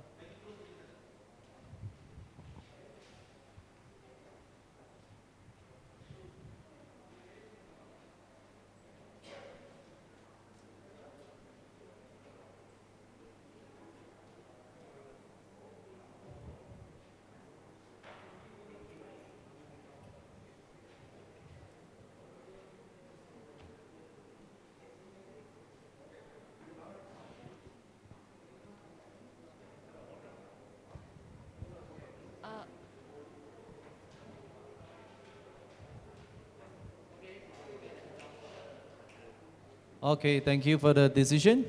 Okay, Mr. Chairman, can I propose that the installment maybe don't stretch to 5 years, maybe slightly?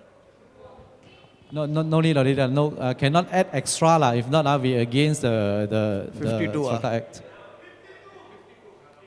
52 Okay, we will pay that in 60 installments lah. Thank you so much Okay, glad to have this decision.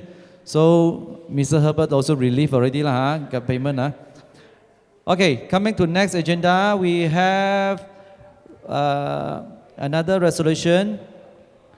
To which one? To brief on the condition, briefing already lah to all leaves and the phases of modernization to consider approve the capex using sinking fund for the following leaves project whereby the leaves are in critical conditions. Oh, okay. Oh, got motion. Okay, thank you.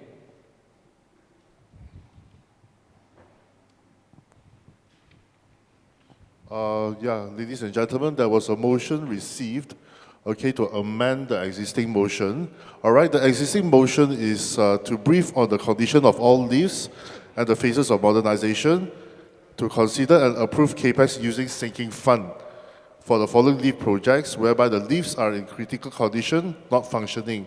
The proposed amendment that we received is to brief on the condition of all leaves and the phases of modernization, and the changes are to consider and approve leaf modernization costs using maintenance funds for the following leaf projects. Basically, the difference is whether to use sinking fund or to use the maintenance fund. All right, both funds can be used for this purpose. All right, so today we are going to vote on whether to use the sinking fund or to use the maintenance fund to finance these repairs. All right.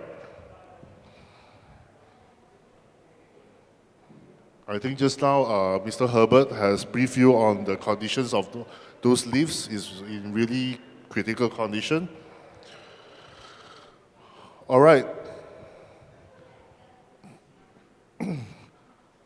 So now we have to vote on whether to use the maintenance fund or the sinking fund to finance the repairs for the leaf 2 in Tower 7 for approximately $67,000 and leaf 3 in Tower 8 for approximately 82,000 ringgit.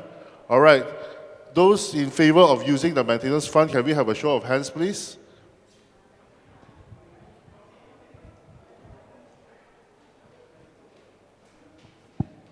有两个选择，一个是用 maintenance， 就是 common fund 啦，一个是用 sinking fund， 啊，第一个是 maintenance fund。 Not much of an implication. You want Chinese or English? Okay, very easy, very easy. If come, put down your hand first. Okay, automatically, if we want to upgrading works, okay, we follow Structure Title Act. We have to utilize the sinking fund automatically in Structure Title Act. But we have a motion. Instead of using sinking fund, why don't we use maintenance fund from owners? Okay, what is the difference using which fund and which fund? Every one of us knowing that when we're paying maintenance, let's say we pay 300 to the maintenance office, 270 goes to maintenance fund, 30 ringgit goes to sinking fund. Is it like that? 90% and 10%, something like that. So sinking fund are very difficult to be safe. To save money from sinking fund is very difficult. So PPLs may think of that. That's why it comes up with why don't we utilize the maintenance fund to fix the lift? That's the story. Is it clear for you? Yes. If I look it from the reality of life, since sinking fund is so limited for me to withdraw, I may need, whereas maintenance, I can easily use it for any other thing. So this will be one occasion whereby I can use sinking fund for this, whereas my maintenance fund, I can use it for other things that otherwise I cannot use. We have a very long-awaited dream is paint the building, painting our building, very old building, where it will cost us millions. So our sinking fund just now, how much we have already? 800,000 something. So after we utilize, we really difficult to save back to 800,000 something like that. That's the reason why I asked. Because if there's some very important reason we need to use sinking fund, then of course we don't touch it. Yes, so that's the reason if can, why don't? Because a big portion is at the maintenance fund. We collect 270 for maintenance, only 30 ringgit for sinking fund. So easily we can get back money from here, but very difficult we can get money from sinking fund. On my personal understanding, maybe you think different.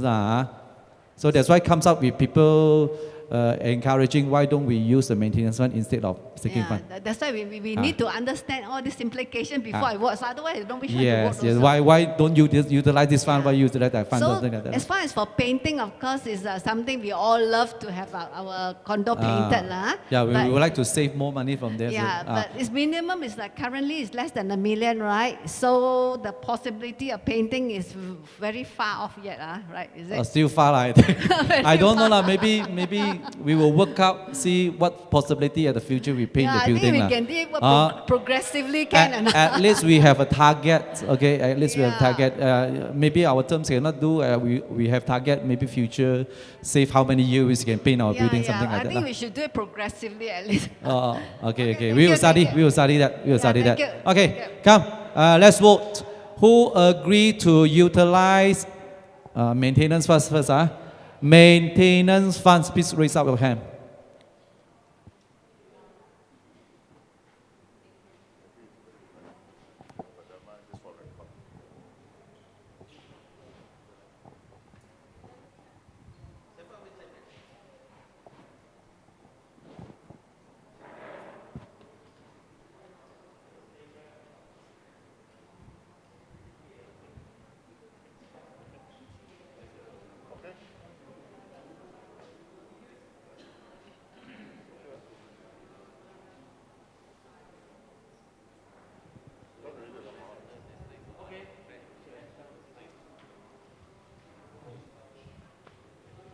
You need to write down first, the number.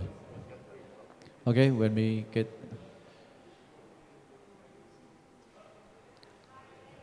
$57.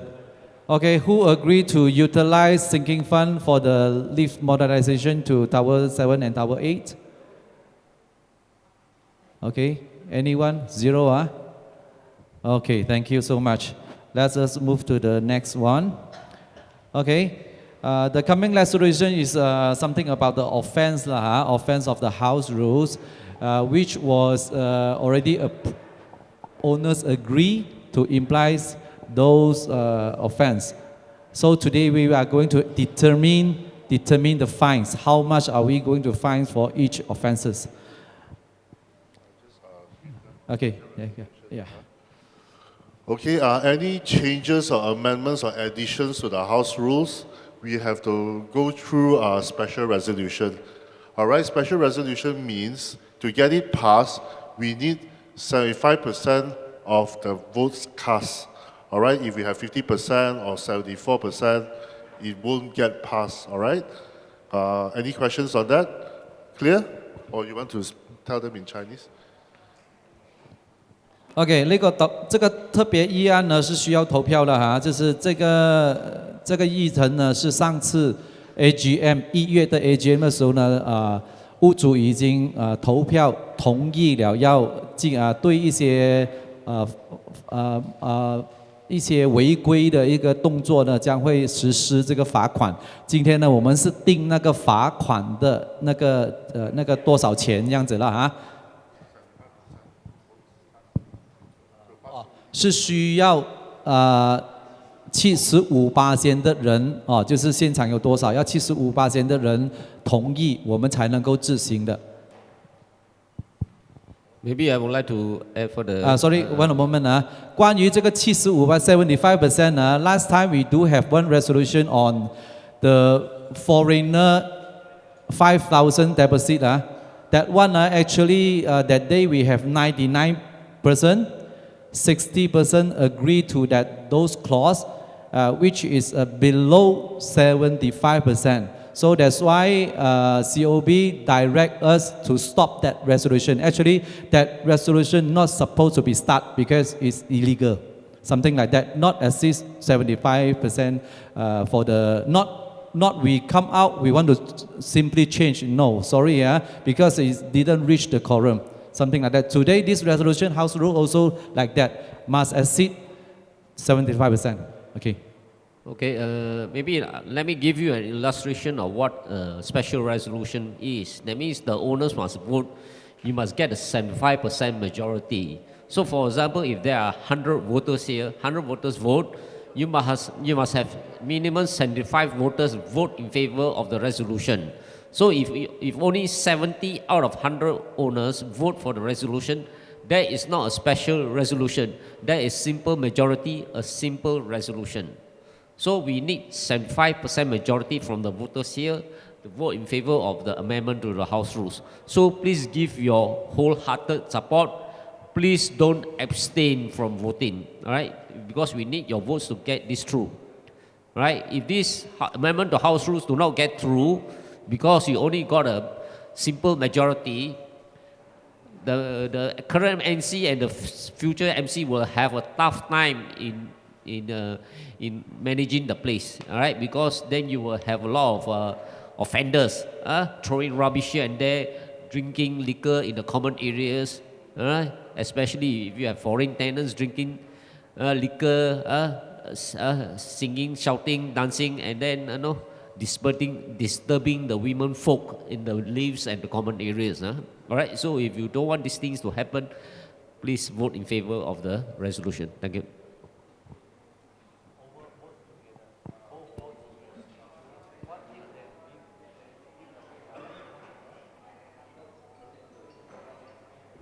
Okay, never mind. We want to clarify. Let's say we have 80 packs here. So say we got 10 amount of them, 10 already give out their right. Wait, they give out their rights, 10 don't want to vote. Only 70% votes. How about the calculation? 75% is based on 80 or based on 70? Can I clarify on that? Okay, I just want to clarify, to pass through this special resolution is based on the votes cast. All right, so it's not the people that are here today. All right, say there's 100 people here today. When we go for the special resolution, 70 people actually cast their vote. And then 0 people say no. So actually it's passed through already. If all these 30 abstain my vote, then it's still okay. It's not based on the quorum. Based on votes cast and not the exact owners inside here. Okay, is it clear enough? Okay, come.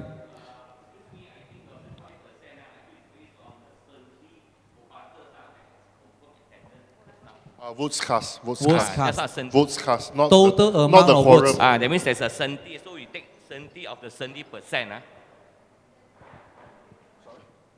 Sorry? That's not the attendance is 70%, 70 people, 70 proprietors. So we need 75%. No, it's from the votes cast. All right, okay, let's just give you an example. Just say everybody, there's 100 people here. All right? Only 10, okay, when I say who is for this special resolution, 10 people say yes. All right? Nobody say no. It's still 100%. You get what I'm trying to say?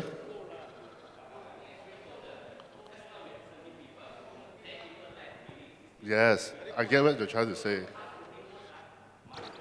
It's the votes cast, sir. Votes cast, sir, not based on the quorum. OK， 我简单剪一下，很简单的。我们有120个人在现场，只有100个人投票，100个人投票。然后呢，100个里面我们要有75个就可以了，不需要80多个，不需要根据120个。OK，clear 吗？根据总票数的75%，total 75% on total amount of votes。OK 吗？好 ，OK 啊。75% on total amounts of votes. Okay, let's say we have only 50 votes. 75% means 35 people we get it through already. I don't think so. This is the way. Never mind.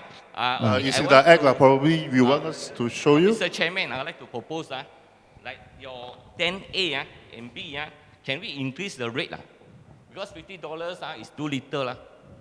Since you want to deter people from throwing, might as well we increase to $100. I think if you're not agreeable to this, then you can vote against this. You just say no to this clause lah, something like that lah. Okay, we quickly go through lah. We can go through lah. Okay. Right. The first one. You agree yes or no lah? Yes, raise your hand lah. Or we take the no one lah. Yes or no also need to take. Okay. Okay. The first one. 10.A, littering at any common areas or part thereof in Venice Hill, condominiums such as lifts, lift lobbies, stairways, corridors, etc. Okay, the fine would be 50 ringgit only per offense. Okay, if agree, please raise out your hand for agree.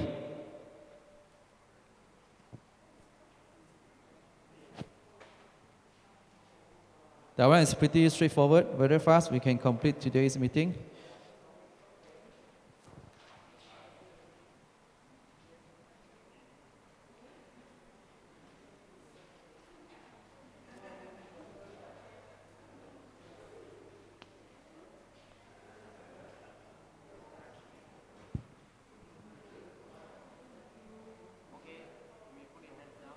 Okay, you may put your hands down. Thank you. It's a very simple resolution, just yes or no.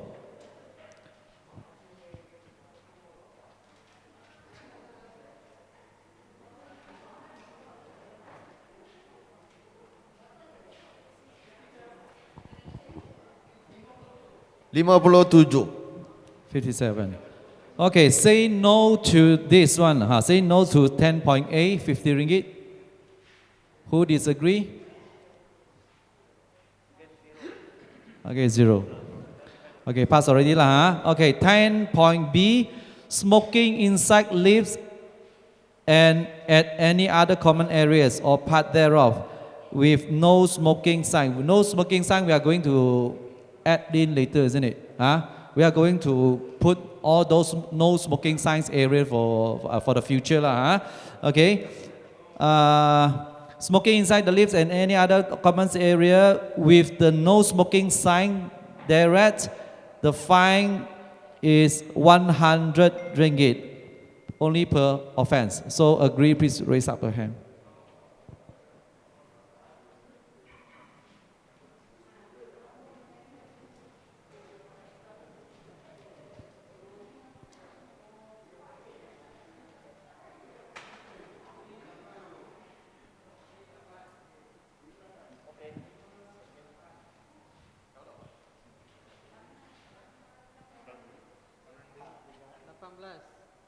Okay. Habis, boleh? Boleh ya? Okay. So how many packs we have? 56. Okay. Who disagree to this clause? Smoking inside lifts and any other comments area. Who disagree? Okay, 0. Okay, let's go for 10.C. Throwing rubbish or waste such as cigarette butts, bottles, napkins, etc. Indiscriminately from balcony into any common area. Fine 200 ringgit. Agree, please raise your hand.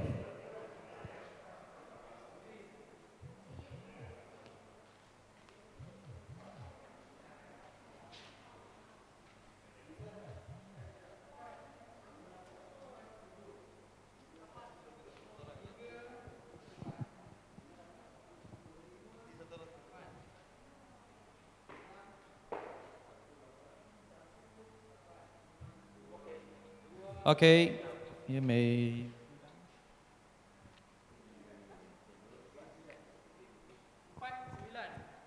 Forty-nine. 49. 49. Who disagree to the 10C clause? Disagree. Got. Okay, didn't got, huh? Okay, we goes to 10.D. Urinating and or defecating in any common area. Fine is 200 ringgit. Please raise up your hand for agree.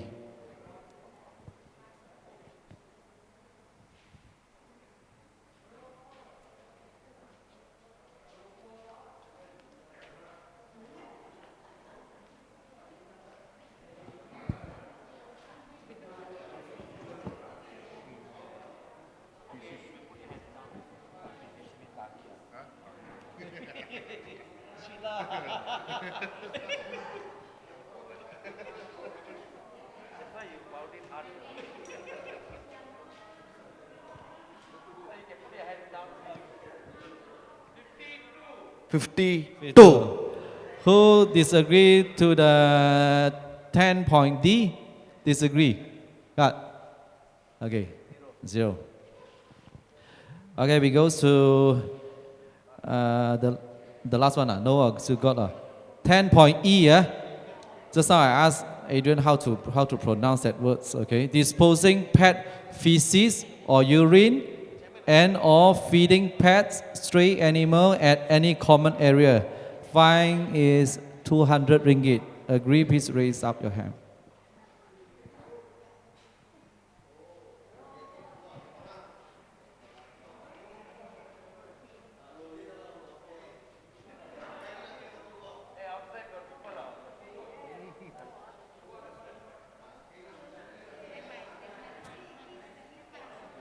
Cakap saya cakap. Common area.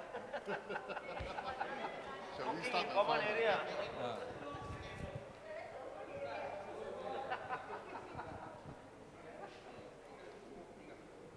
We got some demonstration there already. Demonstration. 57.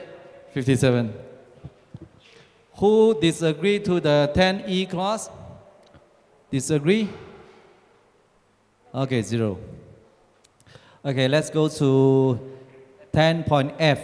Placing, storing, and or disposing one's personal chattels, such as furniture, flower pots, mattresses, bicycles, motorcycles, etc. at any common area or part thereof.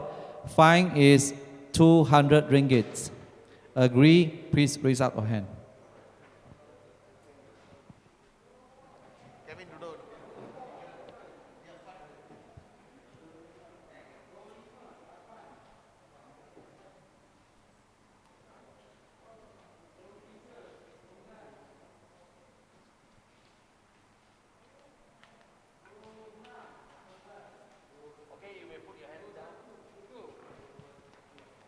Excuse me, can I ask you, when we have pot plants in pots 51.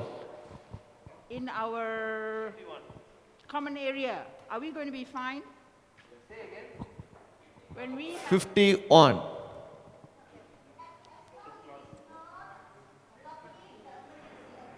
no, no, no.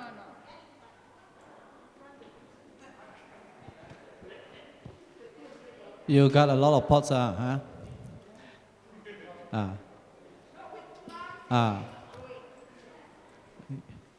Oh, sorry. Anybody disagree to the clause 10.f? Disagree? Okay, one. One. How many? One. One. One, okay.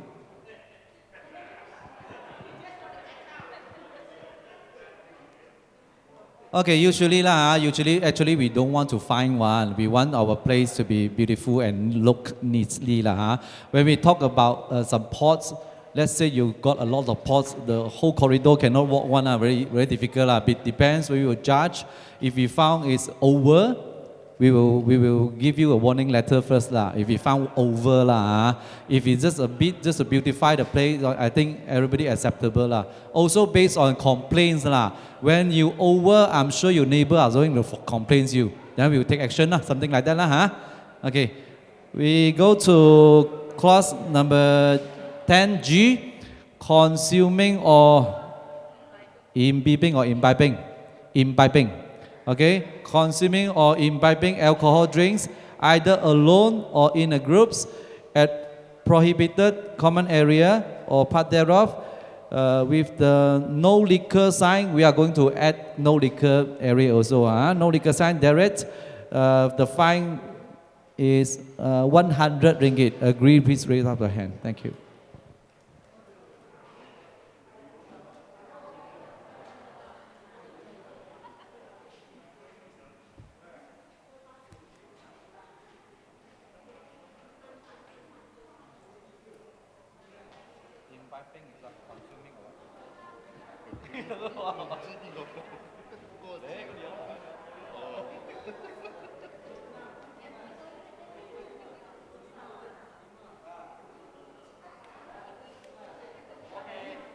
Okay, you may put down your hand. Okay, yeah. Yes. How to catch them? That's a great challenge, very difficult to catch. Very difficult. So please help lah. Everyone got handphone ma.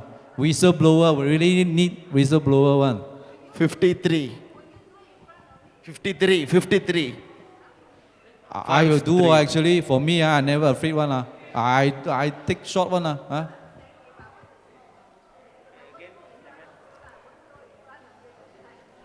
Yeah, 所以我講規矩係防君子，防唔到小人嘅。你明白冇？如果個小人我冇理由隨街大小便俾你睇到噶嘛。所以係好艱難。But we cannot let them do like that also啦。So that's why we need whistleblower. Okay. So who disagree to the 10.G? Disagree. Okay, 0. Thank you. 我想有一个问题问这么有些欠那些杂费欠了杂费，他的车还可以pass进来的呢？ Okay, for those who are defaulters, okay, I mean defaulters not paying their outstanding balance, but when they have the rights actually, when they bought the condo, comes with one car park. Comes with one car. We cannot stop them for parking at their own car park. That is their own property. But we do block him through the access card. We don't give him access card, whereby they need to, when they come in, every time they need to register. Just like visitor, but the parking is belong to them. We cannot block them for parking at their own parking.